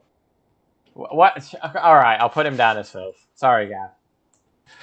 I'm putting Gav in. Bowing to peer pressure. Right, yeah, that's fine. I'm happy with that. Yeah. Right, okay, Sam Thompson, my good friend and legend, that is Sam. And he's bringing Ogre Tribes, and he's bringing the bumper cars. And he's bringing the bumper cars with Kragnos. Yeah. Which is so freaking good. Yes. This is a strong list. Yeah, this is awesome. Just for those of you that don't know, Kragnos now allows all destruction units wholly within 12 to charge with 3d6, which pairs quite nicely with the Beastglow Raider's ability to do mortal wounds based on their charge roll. So now your average on 3 dice is 10. And I've seen Sam have a really good turn where he's rolled 15, 12, 14, and then you're rolling that many dice. Every 4 up's a mortal wound, and that's before they get to attack. And we all know how good they are on the charge when he's got Metal Cruncher as well for another d6 mortal wounds every combat phase. He's got the Blood Vultures for picking off little heroes because, it's just a 2-up mortal wound. And he's got the Mornfang pack in there just for grabbing, coming on the side and, well, not coming on the side, but just running up the flank probably and grabbing an objective. Or he can just keep them back to hold an objective, because those monster trucks are just, if they get the double turn, you're in trouble. I think the fact that he's 2 drops as well, like, this is a hard hitting list. Yeah. Oh yeah, it's gonna hit hard. It's gonna do damage. Yeah. I don't know how you deal with this, because Stonehorns aren't easy to take out. No, and he's only got 5 units, but they're all fairly tanky. There's no obvious you just play around it. Like, yeah, it's gonna hurt whatever he hits. Yeah, and all the Stonehorns have got 5 up ward save. Yep. Yeah, his Beast Riders have only got 4 up save compared to the Frost Lord, who's got a 3. But if you're hitting him back, he's played it wrong, because he should be charging in and destroying whatever he hits. Yeah. Kragnos is great because you can just throw Kragnos in the enemy's face with the monster truck. So you've got 4 big hitters hitting your lines as hard as they possibly can, and then Kragnos is going to do damage on the charge as well. And if he charges a monster, there's a potential for 36 mortal wounds there. Yeah. And that's the name of the game is impact hits. And then if Kragnos takes any damage, he screams and does damage to everything around him. Yep. So there's a lot of mortal wound output in this army, and it is straight up just wrecks your face. Is it filth? Yes. Okay, that's a nice, easy decision. It's also filth because it's Sam. Like, I love the bloke to bits, but do we even need to do the list review when you're deciding what list is filthy or not, or does it just come purely down to the player? I just decide. It's up to me. It's your tournament. So I think he loses if he gets charged. Yeah. If he can take the initiative and keep it, he's sitting really well. If he loses the initiative and starts, and someone can just blunt the charge or put him off the back foot early, he's probably got a very, very uphill game. Yeah. If he gets boxed in, he's in trouble. If he comes up against anything that's got really good shooting, so if he comes up against any of the Vanguard Raptors, he might be in trouble there. Because they'll kill Kragnos. Yes. Yeah. Well, let's move on to the next ogre list. Yeah, which is GoldCon. So those of you who visit the Mount Cravat store will know GoldCon as one of the workers, store assistants. I don't know what his position is, but he's a great guy. I really like GoldCon. GoldCon's amazing, and I love this list. Like, the only thing this list is missing is the little grots, what they're called. Noblars. Like, because I've seen him take 60 Noblars for tournament before. And that's awesome. Like, they should have been here. Where are they? But this is another Kragnos. Yep. And probably not as strong in this list. But he's still putting 12 gluttons in from quite a distance. Yeah. And they're going to hit. Like, they're only gluttons, but he's going to drown you in dice. Yeah, and they get better impact hits if there's more than 8 of them in the unit as well, I believe. Yep.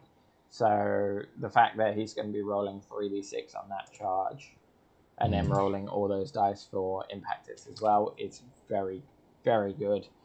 Lead Belchers, Iron Guts, nice little units. I can't see him doing too much with those. Yeah, you can see his list. Like, he's got the Tyrant in there for the immune to battle shock. He's got the Butcher in there with Blood Feast and Levitate. Yeah. So this list is really all in on that big unit. Good. That big unit. Like, Blood Fist is giving them all an extra attack. Okay. Levitate's giving them fly. So the command trait lets them pile in from slightly further away. So he's really just going to be ramming 12 gluttons into the front of your face. lines, and he's either going through you or he's just going to stand there and just go, what up? I've got like, because that's what, 48 wounds that you need to get through? Yeah. Yeah, it's not, and they count as 2 on an objective innately. So you've got 24 on, which, you know, against a Mega Gorgon, not the best. But Kragnos again, if Kragnos is going to go and there's Kragnos there as well. So. He's your monster killer. So your Gluttons can go in, crush most screens, well, all screens and most, like, smaller units, whereas Kragnos is going to be used as the monster killer. So even using them to hit the front of the lines and then levitate and then the 6-inch pile, and they're going over your screens. Yeah. So you've now suddenly got them in your second line, and you're not dealing with them easily. No. So. And then he's got the Endless Life Swarm to hopefully bring an Ogre back. Well, no, he can't bring an Ogre back because they're 4 wings, so it'll just be healing whatever's winning. That's probably going to be following Kragnos around. Yes, yeah. Yeah, just healing Craggy as he goes. I don't see this as filth. Not at all. No, I think it's a solid list. But it's a solid list. Yeah. Mid-table. I'd like to see it mid-table. Yeah. I'd be keen to come across this. Yeah. Like, I think it'd be a good fun game. Yeah, absolutely. Right, next we've got Gemma. And Gemma's bringing Iron Jaws. She's bringing Kragnos. Yep. Here he is again, with a Mega Boss on War Crusher. A War Chanter and a Weird Knob Shaman. So Kragnos is giving everything that extra charge, which is good. So she's got 3 units of 3 pigs. All with 3d6 charge. Yeah, and then a unit of hard boys. So this isn't the Bloodtooth. This is all about the pigs. The pigs are going to either be charging from a ridiculous way away, or they're going to be being teleported and hitting flanks and hitting screens. And then they get that extra movement after the combat phase to pile in again. Yes. Which is good. You know, that extra movement could get you an objective. Again, I think this is hit hard. Yes. As hard as you can. So, great big, the Hand of Gore. Can you use that to teleport Kragnos? I am looking at it. Pick one friendly Orok. So no. No. That's a shame. Oh well. I mean, she'll probably be teleporting the Yard Boys. Or a unit of pigs. Or a Maw Crusher even. Depending on Maw Crusher's exactly quick enough. You need them. Yeah. I mean, it's a mean and not a fast one. So it won't be moving as quick as others, but it will hit hard. Yeah. Yeah. Which, Iron Jaws do. Yeah. Would you say this is filthy? It's not the all pigs double Maw Crusher list, which is filth. Yeah. But it's Kragnos is a big deal in this. So I think this is very much on the border for me. I think it's just on the side of not filthy. Okay. I'm the same. I don't think this just. Yeah, only just. Yeah. All right. So next we've got Jordan, and he's also bringing Iron Jaws, also Bloodtooth. He's one Maw Crusher again. Yep. But he has got a Rogue Idol. Yes. And so that Rogue Idol is the teleport target. Yes. With 12 more pigs. 12 pigs. 12 pigs, 2 War Chanters, Weird Knob. This is the filth list. This is the filth list, yes. This is the list that... I'm surprised he went for Inspired over Bloodthirsty, but I guess he is at 1995, so he might not get the triumph anyway. Yeah. Because you want the reroll for this one. Yes, definitely. But still, this is gonna... Holy crap, this is gonna hurt. Yeah. Mind you saying that you don't need the Bloodthirsty because you're gonna be charged... Oh, no, wait, this hasn't got Kragnos in it. I was gonna say if this had Kragnos in it, imagine teleporting a Rogue Idol and then 3d6 charging that. No, thank you. You've just given someone the filthiest list for the next tournament. So, yeah. Oh no. uh, But this is I like this list. Again, he's got yeah, Baston.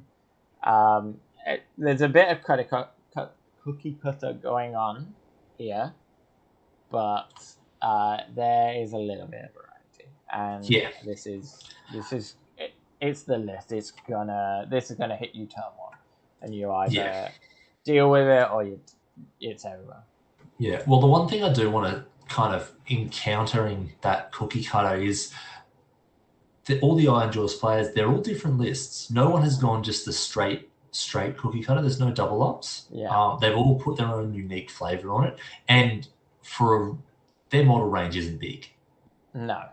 All right. Yeah. By doing that, like that's just something that I wanted to point out, that they don't have the biggest model range, and then they've got 4 players who are playing over 3 different sub factions who all have different lists. I mean, some of them are pigs, heroes, and a big thing, but they're still different, which is good. But where's my bone splitters, man? Where are the bone splitter boys? Well, I'll see your bone splitters. Well, you won't see bone splitters, but you will see cruel boys if we go to the next list. Yeah, so Nicholas, let's quick word about Nicholas, actually. So I hadn't really heard much about Nicholas. He's new to the scene, as far as I'm aware. He's a friend of Nathan Mayer, and I've met him for the first time at your tournament last weekend? Or was it the weekend before? I think it was last weekend. And he is the nicest guy ever. And he's really good at the game. And there is nothing I like more than when fresh blood comes into the scene and just adds something to the scene. Like, you know, like, cause it's always nice having new players. We love having new players join our scene. But when you get that nice little surprise, like, I know I was that person for GoldCon last year. Well, I turned up at GoldCon last year with my Aussie Bone Reapers, and all of a sudden people were raising their eyebrows going, who the hell is this prick that's turned up? You know, and started winning. But nicest guy ever. He played Nicole. Kind of wish I'd got a game against him. And yeah, he brought Cruel Boys, and he just seems to be having a lot of fun with them. Yeah, definitely. So he's come to 2 of the tournaments that I've run, and he's done relatively well in both of them, especially for a new player. And his list it's really interesting because he hasn't really skewed too hard into any particular, like he does have 12 of the Manskewer Bot Boys. Yeah. So he's skewed a bit. But he's got a Sludge Raker. He's got the Mouth of Mork. He's got a Breaker Boss. He's got 2 Shamans. The Gut Rippers as well, and 2 units of Hobgrot Slitters, which he's using fairly effectively, especially for a new player. Yeah. So I'm very interested to see how he does just as a player, just how he kind of develops as a player and how he goes in a bigger tournament. Because the biggest tournament he's been to so far, I think, has been 10 or 12 people. So definitely keen to see him do well at a bigger event and. I mean, don't get me wrong, I do think this is a little bit of a cookie cutter list for Cruel Boys, but Cruel Boys are relatively new. So, you know, we're going to have that for a little while where you're going to see the same sort of things. It was like when Nighthorn first came out, all you saw was the Reapers, block of 30 Reapers. It's what you're going to see. Like the 2 units of Manskewer Bot Boys doesn't surprise me. The fact that he's got the Sludge Raker, which is the best, like, value, like money wise, for what you get in a game. Holy crap. Like that thing, the Mortal Wound multiplier that thing hands out, and it's like a $90 model. Yes, please. Like that is awesome. Oh yeah. And then Gobsprack, the fact that he can use that 3d6 to spell, which then does mortal wounds to you. He's very strong, and then we saw how effective he was at teleport using the redeploy on the Myroot Troggoth to just try and take out a threat turn 1. He trades it, but he doesn't care. He trades it up and he starts the game Well, that's the up on trick. points. As long as you trade well, Yep. and that Breaker Boss can trade well, pretty well. Yep. As long as you trade it well and you don't just throw it away, then you're up in my books. Like, Yeah. well done. Like, good job. So yeah, like I watched his game against Nicole, and you're right. Those Hobgrot Slitters, yeah, they're terrible, but the way he uses them, as they should be used, as a screen or as an objective grabber, he's doing it right. And if your opponent has to send something over to kill them, then it's a waste on their part. Yeah, and that's it. It's the whole trading up. Those slitters force someone to trade down. Yeah. Yes, your 300-point unit will kill them, but it's something that's 3 times the cost that you're spending to kill 80 points. Yeah. Oh, I forgot to add Jordan to the filth list. Sorry. Yeah. I've just realised. You didn't get away from it, Jordan, sorry. So that's the end of the destruction lists. Yeah. What are your thoughts overall for them? Lots of item jaws. Yep. Which again they were quite varied. There was only one really filthy list in the Iron Jaws. It's lovely to see Kragnos. Like, he's such a nice model, and he had such terrible rules for a while, and it's just nice that he's actually, making his presence felt now. Because the whole, narrative is meant to be about him turning up and being a grumpy bugger. And so far, he's been a little bit of a wet fart. So hopefully now that his rules have been amped up, we'll see him doing really well at tournaments and turning up even more. And I'm all the more for it, because I don't think he's broken. I think his abilities are strong, but he will die. Because, he's on a 2-up save with a 6-up ward, but enough mortal wounds will put him down. There's quite a lot of rend coming into the game now. Yep. Any of the long-range shooting will put him down. So I don't think he's unbeatable. It's nice to see. What about you? What's your thoughts? I like them. Like, there's some good variation. Like, no one really has 2 of the same lists. You get some similar themes, like around alpha striking, but that's what those lists are designed to do. So I think it's really interesting to see the range that we get. And I'm actually really interested to see who gets best in Destro. Me because too. I think there's a couple of big contenders. Yeah, I'm very... if I was to call it now, out of the Destro, I'd say I expect Sam to podium. Yep. With the Beastclaw Raiders. If he doesn't podium, I think he'll take best Destro. Yep. Well, you heard that, Sam. Like, you've had the TO say that you're meant to podium. So whenever Sam beats anyone, make sure you call the TO and just question it. Because Sam's obviously paid off Scott somehow. Sexual favors left, right, and center. Just ducking back before we go on to the big bad boy that's Order. Who's your pick to win Best Death? If you had to pick one. Oh, okay. Before we get too far away from them. We've got Brady's Feck, Brendan's Soulbite, Creddy's Nighthaunt, or Goodchild's Nighthaunt. I reckon it will be Soulbite. Okay. I reckon Brendan might do... that list is very strong.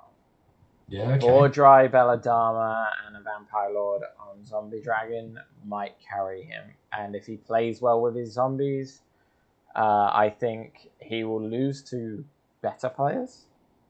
But I think on the lower end of the table, that list will carry a lot of weight. Interesting. What about yourself?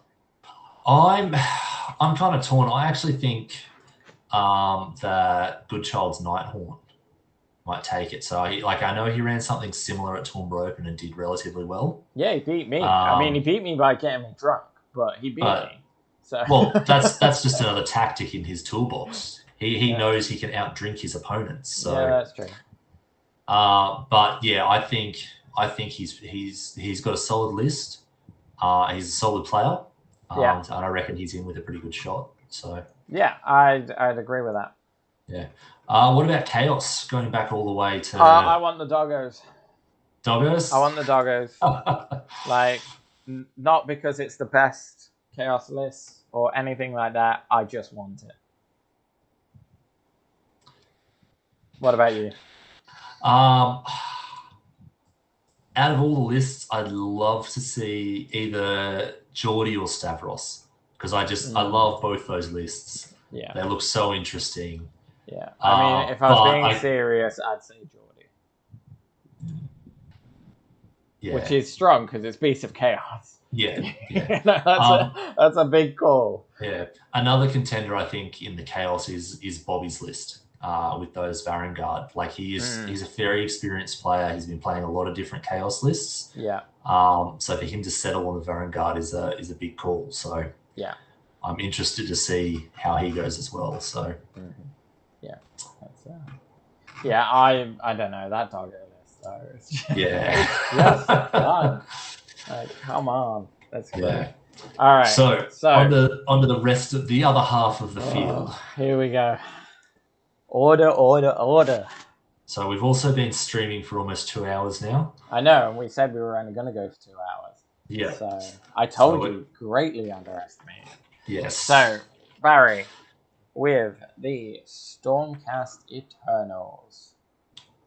Okay, before we go through Barry's list, I need to say my piece about Stormcast. All right, here we go. Sit down, grab some popcorn. You're in for a rant. I'm about to monologue. I don't like the spot that Stormcast are in at the moment. Okay. Out of the 6 players, all bar one of the lists has one particular unit. Out of the 6 players, there are only 16 different units in a range that is the biggest out of all of the factions. Right. And then all of the lists have almost the exact same battalions.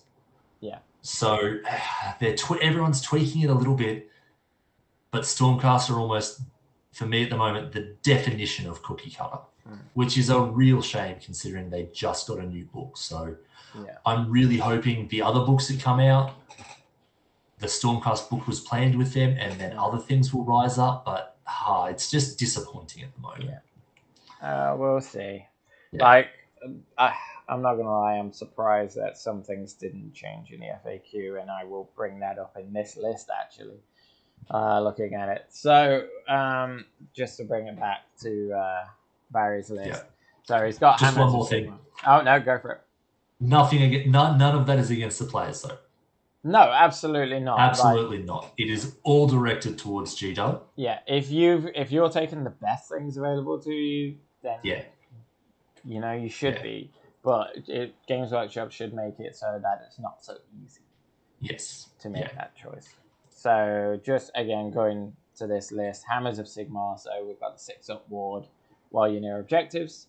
Not so great in the first round because Veins of Gur, no objectives around until turn 2, and even then there's only 1. But still a very good ability. I can't tell if he's gone for the drop down. Oh yeah, he's gone for a Storm Host. So he's dropping stuff down from the sky. He's gone for a Ventus, who is probably the best spellcaster option they have. Like, one thing that book does struggle with is magic. Yes. There's nothing amazing in there. Every single spell, I think, in the 6 lists that has been taken is Celestial Blades. Surprising no one. Then we've got a Lord Celestant on Dracoth, who's got the Mirror Shield. Again, you're going to see a lot of the Mirror Shield. Yep. Shock and Awe for the command trait. Shock and Awe, so he's got a -1 to hit on the units that do drop down that turn. And then Celestial Instinct so that he can retreat and charge. Yep. Then we've got 2 Fulminators, 4 Fulminators, 4 Tempestors, and 2 Stormdrake Guard. And this is a lot to deal with. Yeah. It's all wrapped up in a battle regiment for just a nice 1 drop.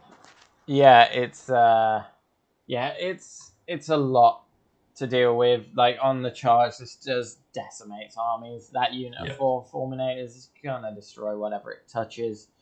And I'm not going to talk about it too much because, again, you see it a lot. And I am putting this in the filth list. Yes. I think every Stormcast player is in the filth list. More than likely. Yep. More than likely. So I'm going to move on from this one because there's a lot of order to cover. Yeah. Carwin, you wanted to talk about this one. Yeah, so I'm really pumped to see all these different cities lists and all of them be different and not just be your stock standard big unit of Iron Drakes, your Soul Screen Bridge, your Rune Lord to buff them, your Hurricanum, and then just point and click. Yeah. So Carwin's list is playing the Living Cities. He's got a Frostheart Phoenix with an Anointed, who's his general. He's got the Arcane Tome, so he's a wizard. That plays into his grand strategy of Prime Sorcery. Yeah. He's got Dorelia Den Vest as one of his special characters. He's got a Branch Wraith as well. Yeah. And then he's got Gotrek. Yeah. And then for his battle line, he's got 2 units of Dread Spears and some Dark Shards. And then he's got a unit of 4 Fulminators and a unit of 2 Fulminators. Again, those Fulminators showing up. And the trick with this one is because he's Living City, those Fulminators come on the side, they shoot, they then get to move, and then they charge. And they kill anything. Yes. So it's a filthy list. It's good. Oh, it's a solid list. And it's got Gotrek. So you've got this little ginger nutcase running at you straight down the center, and then you have these 2 units of Fulminators turn up on the side and just screw you over. Yep. So, and a Frostheart Phoenix in Living Cities with Arcane Tome with Life Surge. You're not putting that thing down. Not when you've also got to deal with Gotrek and the Fulminators. So, I think Carwin's written a really solid list here. Yeah. And then that Branch Wraith is going to be putting up trees, if I remember right. Is she the one that can summon trees? No, I think she's the Dryads. Oh, right, okay. So that's real good. This is a super strong list and definitely a contender to be up there. Yes, definitely. On the top tables. Filthy? If you didn't have the Fulminators, I would say no, but I think with the Fulminators, we've got to put him in the filth lists. Absolutely. And then Mr. Welfare. Chris. So once again, another Cities of Sigmar list. So Chris has gone for more of a traditional Cities of Sigmar list. So once again, going Living Cities. Again, he's got a Frostheart Phoenix. His general, though, is a Hurricanum with a Celestial Battle Mage. Same combo of an Arcane Tome and Life Surge. He does have a Rune Lord in there. And then he's got 2 units of Iron Breakers, his unit of Longbeards, and then his big unit of 20 Iron Drakes. He's also got a little unit of 20 Iron Drakes, 2 Scourge Run Chariots in separate units, and 2 Fulminators as well. And then he's also got Skull String Bridge. So this is your more stereotypical where you've got that big unit of Iron Drakes buffed to hell. They're teleporting and they're blowing anything away. That's if he doesn't ninja them on the board using the Living Cities. I don't think he will. I think he's just buffing them up and teleporting them into your face and blowing you away. And then the Rune Lord stopping them running away. There's a lot to deal with in this. That Frostheart Phoenix is a big deal. The Hurricanum's putting out 3d3 more wounds. It's a big deal. You've got Ironbreakers and Longbeards just grabbing objectives, and then you've got 20 Iron Drakes shooting you. You've got the Fulminators turning up on the side of the board. They're the ones that are going to shoot, move, and charge, and just take out any backline threats as well. So it's a real strong list, and I am putting it in the filth list because again, Chris, I can see will be up there. Yes, definitely. He's a fantastic player, and this is a very strong list. And I faced him with a very similar list to this, but he used Tempest Eye. And he knows how to use dwarves, man. And they do some work. They really do some work. Right. So moving quickly, we've got Clint with Seraphon. I'll let you talk about Seraphon. You can tell me if it's filth or not. So he's running in Thunder Lizard. He's gone for Beastmaster. He's got an Engine of the Gods. That's his general. Prime War Beast, Beastmaster. He's got Curse. He's got a Slant. He's got a Skink Priest. He's got Gotrek. Well, that's going on the filth list, Clint. Yeah, he's got 5 Saurus Guard, 2 big Stegs, and then a Basti with a solar engine, all wrapped up in a beautiful battle regiment for a single drop. Oh, This is stock standard filth Thunder Lizard. There's no two ways about it. No, and I love it. It's great. Yeah. Like, everyone loves to see dinosaurs. Yeah, and that's it. It's dinosaurs riding dinosaurs, so what's not cooler than that? So he's got his Basti putting out bulk shots. He's got the engine rolling up. He can either do the engine or the Basti twice per turn. 2 Stegodons, both with bows. Like, he's putting out a lot of damage from rain. Yeah. He's got the Slan for his magic. Yeah. And then he's got Gotrek if you decide to close in. And the other thing, he's got 4 monsters.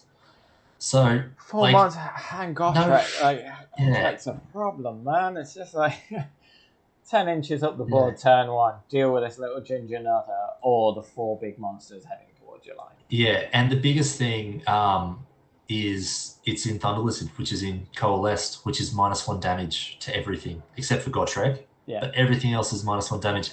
It is, in my opinion, the best defensive buff in the game. Yeah, but Gotrek reduces everything to 1. Yeah.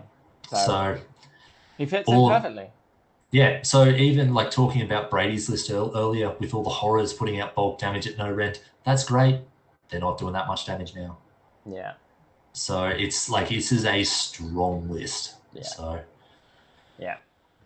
Come on, Clint, we'll see what you can do. Yeah. All right. Mr. Kerr with the move straight on. So he's in Hammers of Sigmar as well. Of course he is, and I'm immediately putting him on the filth list. And you know why, Dave. Let's not be kiddies with it. You can try and peer pressure the TO to get off that list, but I don't think you're in with a shot. So absolutely not. He's got a Knight Draconis as his general. Yeah. He's got a Lord Relictor, a Knight Incanter, yes. 4 Stormdrake Guard, 2 min units of Vindictors. And then the big bugbear of this tournament is 6 Vanguard Raptors with long strike crossbows. Yeah. Those things will just delete. I'm quite surprised he's gone for the Vindictors, considering he's gone Storm Host and not Storm Keep. Because he's gone Storm Keep. No, he's gone. Oh, he has gone Storm Keep. Sorry, sorry, I was reading this. So Vindictors are incredible in Storm Keep. Like, they're worth 3 on an objective, like most of the game. And if you charge them, you take D3 mortal wounds, which can be huge. You know, it's a big thing. And what's he gone for on the Holy Command? He's gone for Call for Aid and Thunderbolt Volley. So he's bringing back one of those units of Vindictors if they die. And he's having his Vanguard Raptors shoot once per battle in the hero phase. Yeah. It's a strong list, man. It's a strong list. Dave's a great player. This is a real contender for podium. I would, this is possibly first place for me, like, because Dave's such a good player, and I love that he's added in the Knight Incantor there, for 2 reasons. Obviously, the Celestial Blades, which is super strong on. I'm imagining he'll put that on his Stormdrake Guard. Yep. And then you've got the once per game immediately auto imbind the spell, which can be real clutch. Real clutch. So it's a strong list. It's Dave. We all know he's an amazing player. So this is definitely a list to watch out for. Yep. All right, Dylan, another Stormcast. We have Scions of the Storm, Hammers of Sigmar, Thunderbolt Volley. There's a theme going on here. 3 units of 5 Vindictors. This is where I would question the Scions of the Storm, because they are so much better in Stormkeep. Forms, and you don't really... What are you dropping from the sky in this list? I'd almost say the Raptors. But they've got a 30-inch range. Yeah. And this is a 1-drop? Yes. Yeah, it's a 1-drop. Yeah, 1-drop. So if you're deploying right, you really don't need to drop anything down. The Stormdrake Guard have got the hero phase move. So if you want to alpha or get up there quickly, you can. So this is a super strong list. Bastion the Beard. obviously is great for like targeting those high wound models. Yeah. So if he comes up against giants, that's 35 dice, and 6s are doing more wounds.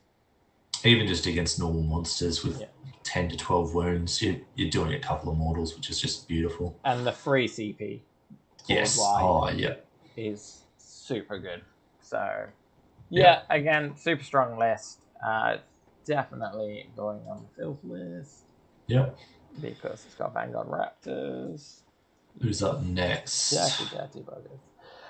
Dylan Hopkins is a Sigmar Anvil Guard. Yes. Which is a rarity and nice to see. Sorceress, Anointed. Sorceress on Black Dragon. Another sorceress. Vitriolic Spray. So yes, that's where his list is kind of aiming. Yes. So he's looking to get rid of your armor. Yeah, so he's got 2 units of Dark Shards. He's got the 3 Sorceress. Yes. He's got the Umbral Spell Portal. Yeah. He's there to remove your saves. And then blow you away. Drown you in dice. And then he's also got 2 units of 20 Phoenix Guard. Who are going to sit on objective and say, come get it. They are, like, the Phoenix Guard are nothing to sneeze at. Yeah. They are still tanky as ever. And the Anointed is going to be near them. Yeah. So he's got kind of like two kind of units. He's got all his Dark Elves, and then he's got his High Elves for people who've been playing for too many years. No.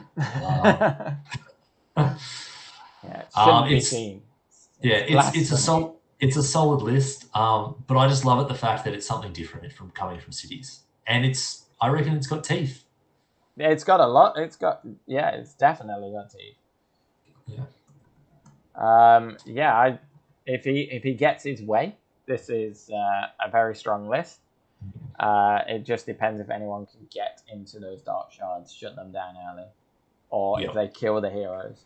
If they kill the heroes, this list loses a lot. Yeah. We can probably skip the next list. Oh yes, there's some scrub. No worries. Yeah. All right, mate. Talk me through your list. It's Thunder Lizard. I've gone Prize Sorcery. The interesting thing that I'm trying out with this list is the double inspired.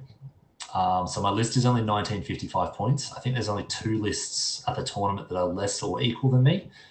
So it's 2 turns of that Basti wounding on 2s. Okay. So I can give it +1 to hit. I can give it mortals on 6s to wound.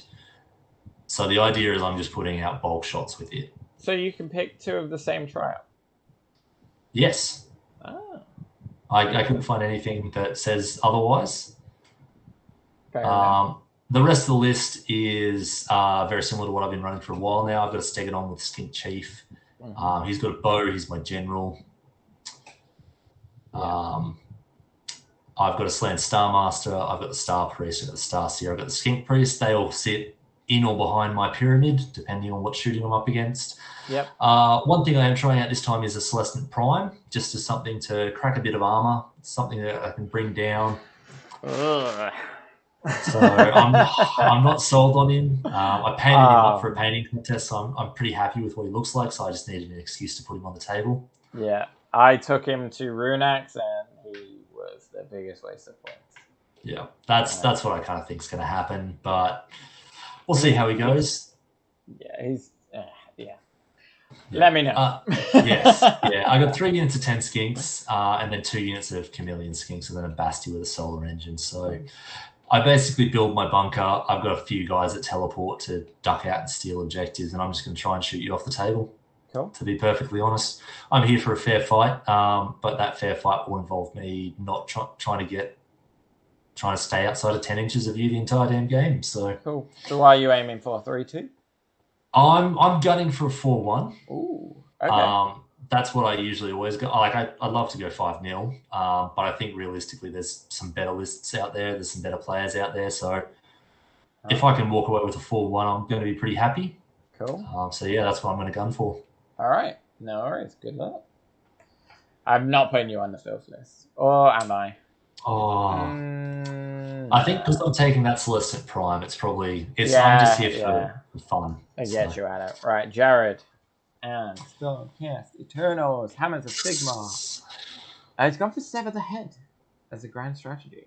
So kill the general, don't let your general die? Yeah, Right. so like if that Lord Relicts is sitting up the back with the mirror shield, yeah, you're going to be struggling to get to him. Yeah, So, that's true. Aventus Fire Strike again.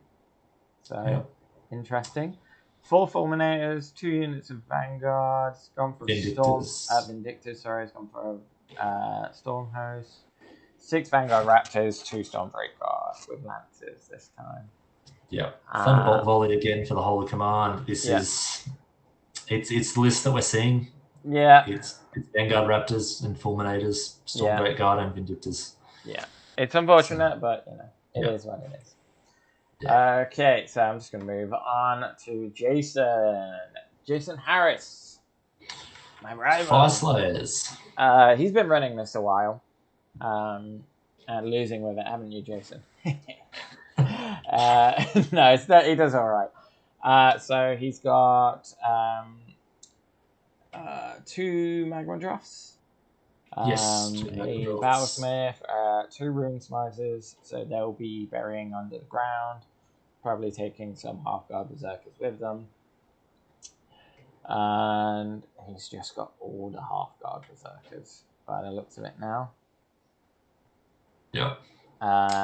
This is in Vorstag, which I believe is the fast one. So turn 1, they can be go 6 inches for their runs. And then I believe he takes the Magma Draft that allows anything whole within 12 or wholly within 12 to charge after it runs. Yes, wholly within 12 can charge and run in the same turn. Yeah, so he goes up the board. This is an Alpha Strike army. Like, you wouldn't think of it for dwarves, but it's an Alpha Strike army. He goes up the board as quickly as he can, unburies 2 units 9 inches away, and then he's doing those 9-inch charges as well as all the other charges from everything that ran. Yep. So if you're deployed, say 18 inches away from each other, he's getting up there pretty damn quick. Yeah, he's locking you down and then just playing his game. So and they don't go away quick. You've got to kill the heroes. Yeah, his game is grind. Yeah, if you can kill the heroes, you will win this game. If you don't, you are in for a tough time. All right. So I would not put this on the filth list, though. I don't think Fire Slayers are as filthy as they once were. No, I don't think so. All right. So then we go for Luke. So Luke, again, another strong player, has been running Seraphon for a while and been doing very well with them. Yes, yeah. So once again, he's in Thunder Lizard. He's got an Engine of the Gods as his general. He's got Cloak of Feathers, so it flies. Mm-hmm. He's got a Slan. He's got a Skink Priest. He's got 10 Skinks, 3 Stegodons, 6 Pterodon Riders, which is interesting. Okay. And then a Bastillodon with Solar Engine and Emerald Lifesworn. So the two interesting... No, carry on, mate. The 2 interesting things are the 6 Pterodons. So they are wicked fast, and they're going to put some mortals out on whatever he deems to be the biggest threat, and then they're just going to run around capping objectives. Yeah. But their bases are quite large. Like, they will take up a lot of board space, and he can use them to kind of bully areas of the table. And you need to deal with them. Yeah. The other interesting thing is he's put his 3 Stegodons in Hunters of the Heartlands. Which you can do because they lose the Behemoth trait as part of becoming Battle Line, which means that you can't target them for Titanic Duels or Roars, which is the big thing. So those Stegodons suddenly get a lot of work done. Yeah. A lot of work done. And what he has got is a spot on the filth list. So well done, Nick. Right, okay. So next we have Michael Clark, who's coming up from Victoria. Oh, very nice. Yeah, he's making the long trek. He's a very good player. He was playing Doc for the longest time using Corey's Gambit. He actually drew against Corey using a mirror match of the Doc lists. So it was very interesting match to watch, actually, because it was who loses Marathi first. So he is a very good player, so it'll be interesting to what he pulls out. And he is running Cities of Sigmar with Hallow Heart, so he's going for all those spells. He's got a Luminarch of Hish, which you never see. Yeah, that's very surprising. Then he's got a Rune Lord, which you always see. Then he's got a Lord Arcanum on Griff Charger, which is really good, actually, because that's got the built-in teleport instead of move. Yeah. So that can, if you leave a objective unguarded, he's just going to teleport that thing and grab it, because it's definitely worth the trade. Then he's got 10 Longbeards, 10 Free Guild Guard, 20 Iron Drakes, 5 Sisters of the Thorn, and 4 Storm Drake Guard. Freaking dragons, man. Yeah. They're good. That's it. They're good. They are good. Because of the Storm Drake Guard, I am putting them on this list. But it's a good list. I like it. It's nice and varied. I think he's the only Hallowheart. I believe so, yes. And, you know, it's good. I'm very interested to see what it can do. Like, what his plan is. I mean, the 20 Iron Drakes is pretty obvious with the Soul Screen Bridge. Yep. We saw that with Chris earlier. You team that up with a Storm Drake Guard, which is, 36 wounds of not going anywhere quickly. So he's going to tie things up with Storm Drake Guard and then just burn them to death with the Iron Drakes. So it's a good 1-2 punch. Yep. Do you think it's filth though? Yeah. Yep. I do. 20 Iron Drakes, 4 Storm Drake Guard, the Rune Lord. I think that's a good list. Yep. Yeah. I'm not going to fight you on that. So. All right. Cool. And then we got Mick. Yeah. So Mick's running cities as well. This time in Greywater Fastness. Yeah, and this is kind of the opposite. Yeah, he's gone tanks. Yeah. Some models that are tanks and some models that are actual tanks. So a Steam Tank Commander is his general. He's got a Celestial Hurricanum, Battle Mage on Griffin. Yep. And then he's got Bundo as well. Yeah, he's got a lovely Gargan in there. Why not? Yep. And he's got 10 handgunners, 2 more steam tanks, and then 3 gyrocopters. Love it. Nice and fun. But Mick's known for fun. Yeah. Like, Mick knows a good list and he knows a fun list, and this is definitely a fun list in my eyes. There's a lot of variety in this list, and it's really cool. So I like this. I don't really have much to say on it other than it's tanky. But it's good. All right. Cool. Then we'll go on to Nathan Gibbs with another Fire Slayers, Vostog again. And we've got Rune No Magna Droths this time. Master, Rune Smite, 2 Rune Smiters, Rune Stun, Battlesmith, and Grimwrath Berserker. So there's a lot of heroes there to keep the half guard alive. And then there's a lot of half guard that will be kept alive. Yeah, and there's a lot of half guard, some Volkites, and then some Auric half guard, and the Molten Inferno. Solid list. Yeah. Lots of heroes. It's going to be a grind. He's going to put half guard in front of you and just say, "Come at me." Yep. It's what the naked dwarves are known for.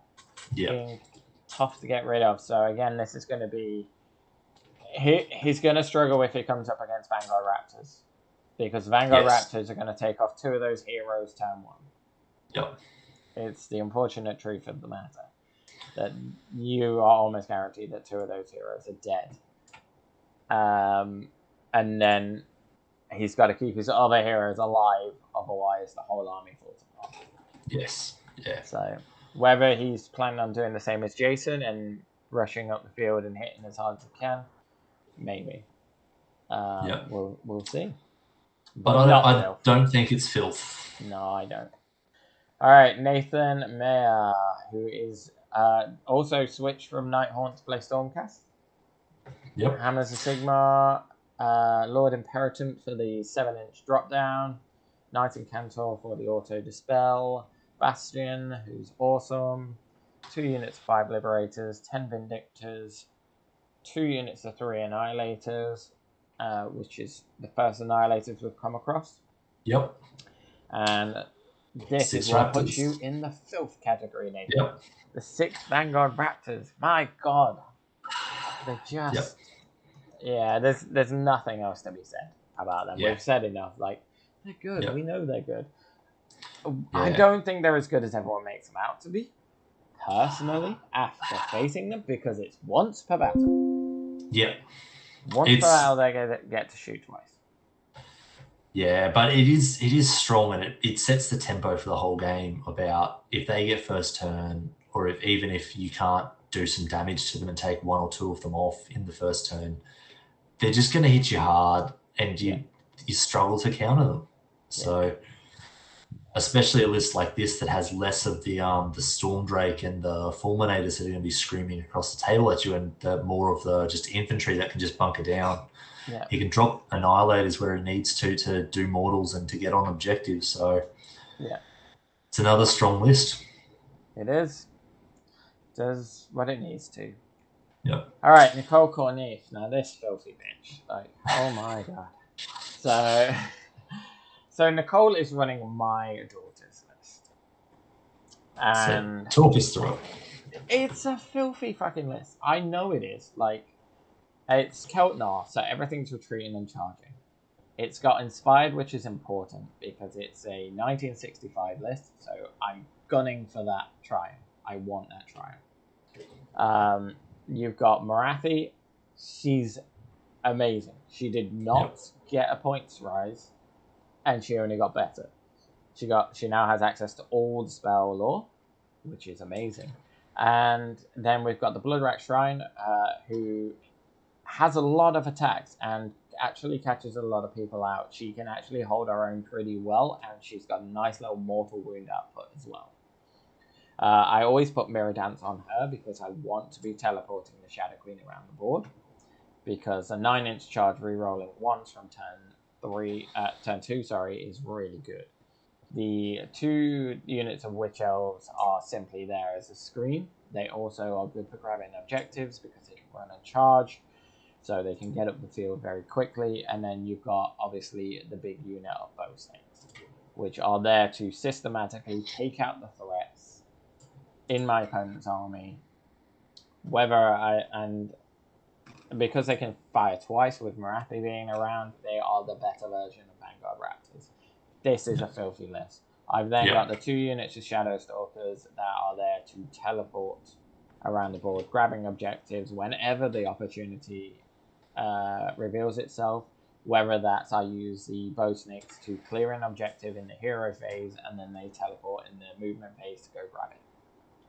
It's never like this. This army has so much synergy, and I love it. I love the way it works. It is disgusting, and it is a bit of a very click and delete play style, but it's what it does well. Marath, you want the Shadow Queen using the Inspired into whatever she charges, so that she's all out attacking or Titanic Duel for hitting on 2s, winning on 2s. Hopefully with the Mind Razor, so that she's -3 rend and 4 damage. A pop and heart render. Yeah. Like, she kills it. She kills whatever she goes into. And then it's a filthy list. And then the real sleeper agent of this army is the Bloodrat Viper. Because if Nicole comes up against Bobby, for instance, with his Vanguard, and she casts the Blood Viper, if he fails his spell ignore, she could potentially eat 3 Vanguard. Yeah. And if they're monsters, she's just scored an extra point. Yeah. And it's so good for getting rid of those little heroes. If she faces the Half Guard, the Fire Slayers, taking out those heroes becomes very easy when you've got this snake just rattling around, just eating things. Even into my list, if I've got all my skinks in the pyramid and she gets that close, goodbye skink, the council of skinks. So, or any of your skink heroes. Yeah, that's it. The 3 heroes have gone. Yeah, exactly. So, Like she can only target one unit, but oh, okay. it's still a good chance. Like I've eaten 3 pigs before. Yeah. Oh, like it's such a good spell. To me, it's one of the best spells in the game. Yeah. I think Nicole's only downfall will be if she's too nice, because we all know Nicole isn't a FMC player, and that she for instance, at your tournament, her last game was against Nicholas, and she clearly won that game, and she was arguing for a draw. It was like, stop being nice. If you're going to play my army, you've got to play our army as it is. You've got to be. So that puts you in an interesting situation. Is this a filthy list? Yes. Or is it a filthy No. play? Does the filth of the list counteracted by her lack of filth? Oh, absolutely. As a player. Absolutely. This is a disgusting list. Okay. Not even Nicole can make it an enjoyable experience. No. No, I think that's the issue, is that it's not the most enjoyable experience because it is hard to deal with, especially if you have nothing to deal with the bow snakes. Yep. And even if you do, you've got to be putting your 3 wounds on Marathi, otherwise she's going to get into you and you're not going to have a good day. Yep. Because she can kill anything in a turn if she wants to. Let's move on to the next one because it is getting on. Yeah, sorry. I just love that list. And I know you can talk about that list all night. I know I can. I love those games. So Ham it is Sigmar, another Sigmar, Hammerhal. So another city. It's a different city. We've got Hurricanum, very good choice. General on Griffin, 2 generals on Griffin. That's cool to see. Yeah. 10 free gold greatsword, Demigriff Knights, great swords, free gold at 33 gold guard, 30 handgunners, and the purple sun. I like this list. It's a good list. It's a cool list, and if it's Ham's list, like it's going to be painted impeccably. Yeah. As well, so I'm very keen to see what he looks like. And it's all humans. Yeah. But like, I love the 2 Griffins. One's set up to be more of the tank and more of the supporting. The other one's just out there just to punch on. Yeah. The Demigriffs still hit pretty hard. Great swords are still decent. Yeah. The 30 handgunners with the Hurricanum, they're gonna get they can put out shots. Yeah. So yeah, no, I really like what this list looks like. So it's not filthy though. No. All right, Sean. Now Sean is a sleeper agent, the dark horse of every tournament he's ever been to.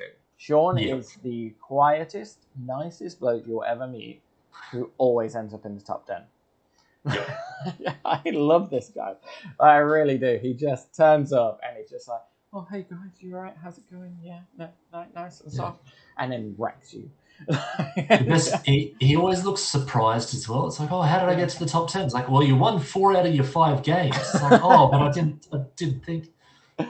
Yeah, but he is bringing the filth again. So he is going on the filth list because there's Fulminators, there's the Vanguard Raptors, we've got the Thunderbolt Volley. So he's definitely His list is a bit different. He's got the Star Drake as well with an Arcane Tome. I like the Star Drake because it offers an artillery piece. Yes. That can sit at the back of the board and just shoot the little heroes. Yeah. I personally think Sean's list is one of the strongest Stormcast lists. Yes, I'd agree. And he also knows how to use them. Yes. Yeah, he's been playing Stormcast for a long time. Yeah, he was playing Stormcast when they were terrible. And he was still doing well. So now that they're good, it'll be interesting to see where he ends up. Yeah. And it is a filthy list, so it's going on the filth list. Yeah. All right, Tim Close with the Lumineth Ramlords. So we've got the Huracan Windmage, Old Goku.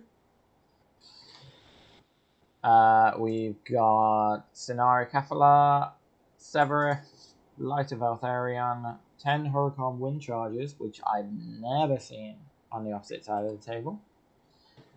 We've got 20 Wardens, 20 Sentinels, 5 Dawn Riders, and the Endless Lifestorm. And this is a nice list, surprisingly.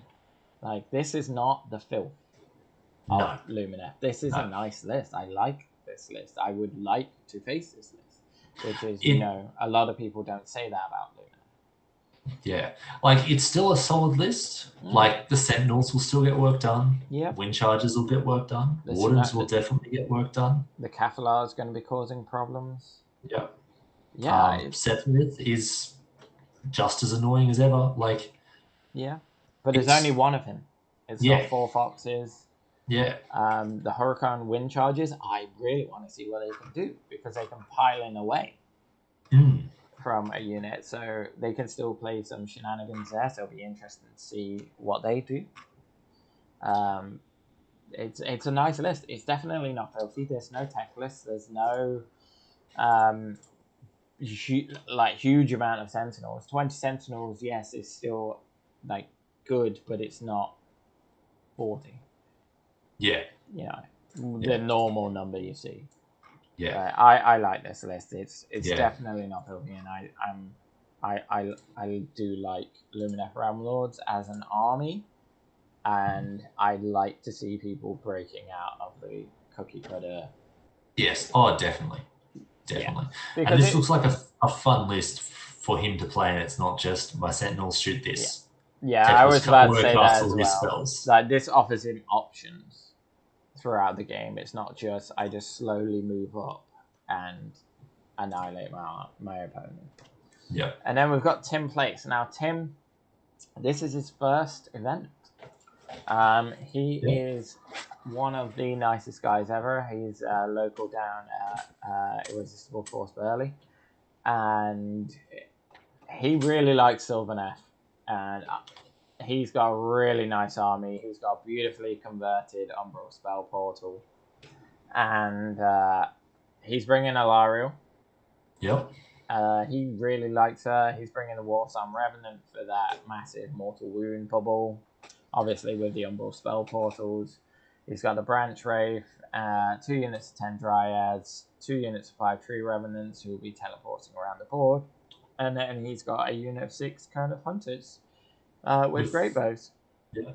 So just his living artillery. Yeah. So it's not a terrible list. They're just in a bad spot. Yeah. I'd love to see more Sylvaneth. It's a shame that Gammy had to drop out, because he was bringing his beautifully painted Sylvaneth, and the more Sylvaneth, the better, in my opinion. I'd like to see how Tim does. Like, again, this is his first tournament, so like, obviously not expecting him to podium, but I just want him to have a good time, and I think he might with this list, because it's fun to play. Yeah, and that's it. If you're going with the sole intention of just having a good, fun tournament, that's great. Like, the community is good, and like, people will give you good games. Yeah. So, and it's up to me as a TO to make sure that those players do have a good day. Yeah. Like, it all comes down to you. Yeah. All right. I can't always decide who you're against, but at least I can like check up on you and like make sure like you're not too downhearted. Yeah. All right. So that's the end of order. That's it. So who do you like for order? It's hard to go past Dave Kerr with his Stormcast. Yeah. I definitely agree with you when you say Sean's a sleeper, dark horse there. I reckon he's got a really strong list as well. Apart from that, like, there's a lot of really good players with good lists. Both Carwin and Chris have got really good lists. Yeah. Luke's Stegageddon list, like, it's a strong list as well. So there's a good couple of people in contention, but if I had to give my top 2, it would be probably Dave Kerr and Sean would be my top 2 for order. Yeah. So I'd probably go for Dave and Luke. Yeah. Like, again, like, they're 2 very good players. Yeah. I also think you're right, Chris Carwin, definitely in the running to be up top. And Sean, Sean is Dark dark horse. So I do think we're looking at top 10 for him. Yep. Like, no pressure, Sean, but top 10. We both have high opinions of you. Don't make us sound like idiots. And Tim Place just said he's going for the spoon, which do it. Yeah. Get yourself you don't go for the spoon. You accept the spoon. You accept the spoon. That's fine. But what are your final thoughts for the upcoming tournament? I'm still disappointed that Order is dominating as much as it is, which is a shame, but there's nothing you can do. It's what players have. It's what armies are coming. Yeah. Until more armies come out for the different factions, I think you're going to see Order for the next 2 years. Yeah. Overall, I think it'll be a really good day. The rounds, I really like the combination of scenarios that you've chosen. Thanks. I think it's going to be really interesting. There's a lot of interesting lists out there, a lot of different lists. Mm-hmm. So yeah, no, I'm really pumped to play. I'm keen to hopefully get my 4-1. Yeah. Then you're going to rig it and I'm going to fight like Dave in the first round or something. And just be like, cool, okay, I've got it perfect from now on. I was going to say, at least you've got your 1 and then you can just get Marine, right? But yeah, no, I'm pumped. So I think it's going to be really interesting. Who's probably as the TO, who do you reckon the top 5 are? Like, straight call them out, give them all the pressure they can handle. All right. So, Dave. Yep. Chris Welfare. Yep. Luke McFadden. Carwin.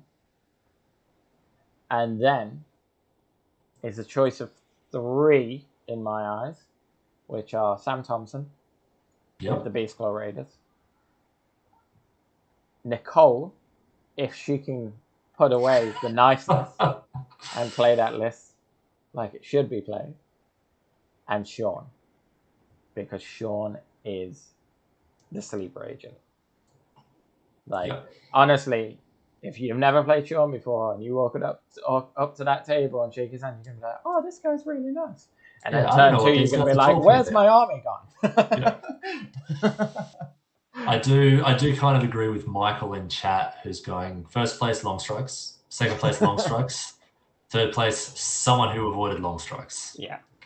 It's likely, but we are going to do a review show after the tournament to talk about how it went and how the long strikes did actually do and whether they tuck it out or not. Yeah. Because if they don't take it out, that'll be an interesting topic. As to whether they are as good as everyone is saying they are. Just like the Dragons. We all know the Dragons are good, but they're clearly not as good as everyone thinks they are. So we'll see. We'll see. Anyway. So, any final thoughts on the TO? I am super pumped for it. There's obviously COVID's causing a few troubles currently, but I'm hoping everything will be running smoothly on the day. I'm very looking forward to it. I know I'm not playing, which is a shame, but I get to see everyone else play and I get to walk around and look at all the awesome armies and see how everyone does. And I think it's going to be an amazing tournament. I'm just hoping everyone has a great time. Everyone gets the prizes, and I'm really hopeful for it.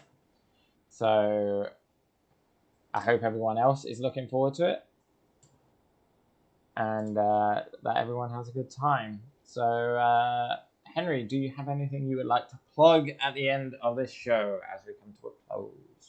Well, I'd love to plug PMTT, Polymath Tabletop.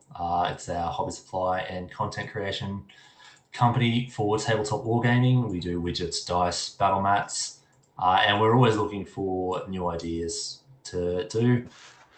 But apart from that, I'm just pumped for the tournament. So yeah, cool. Well, please like and subscribe to T3 Wargaming if you aren't already, and thank you for joining us.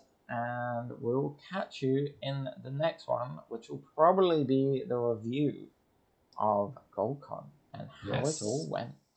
So thank you very much, and we'll see you next time. Yep, until next time.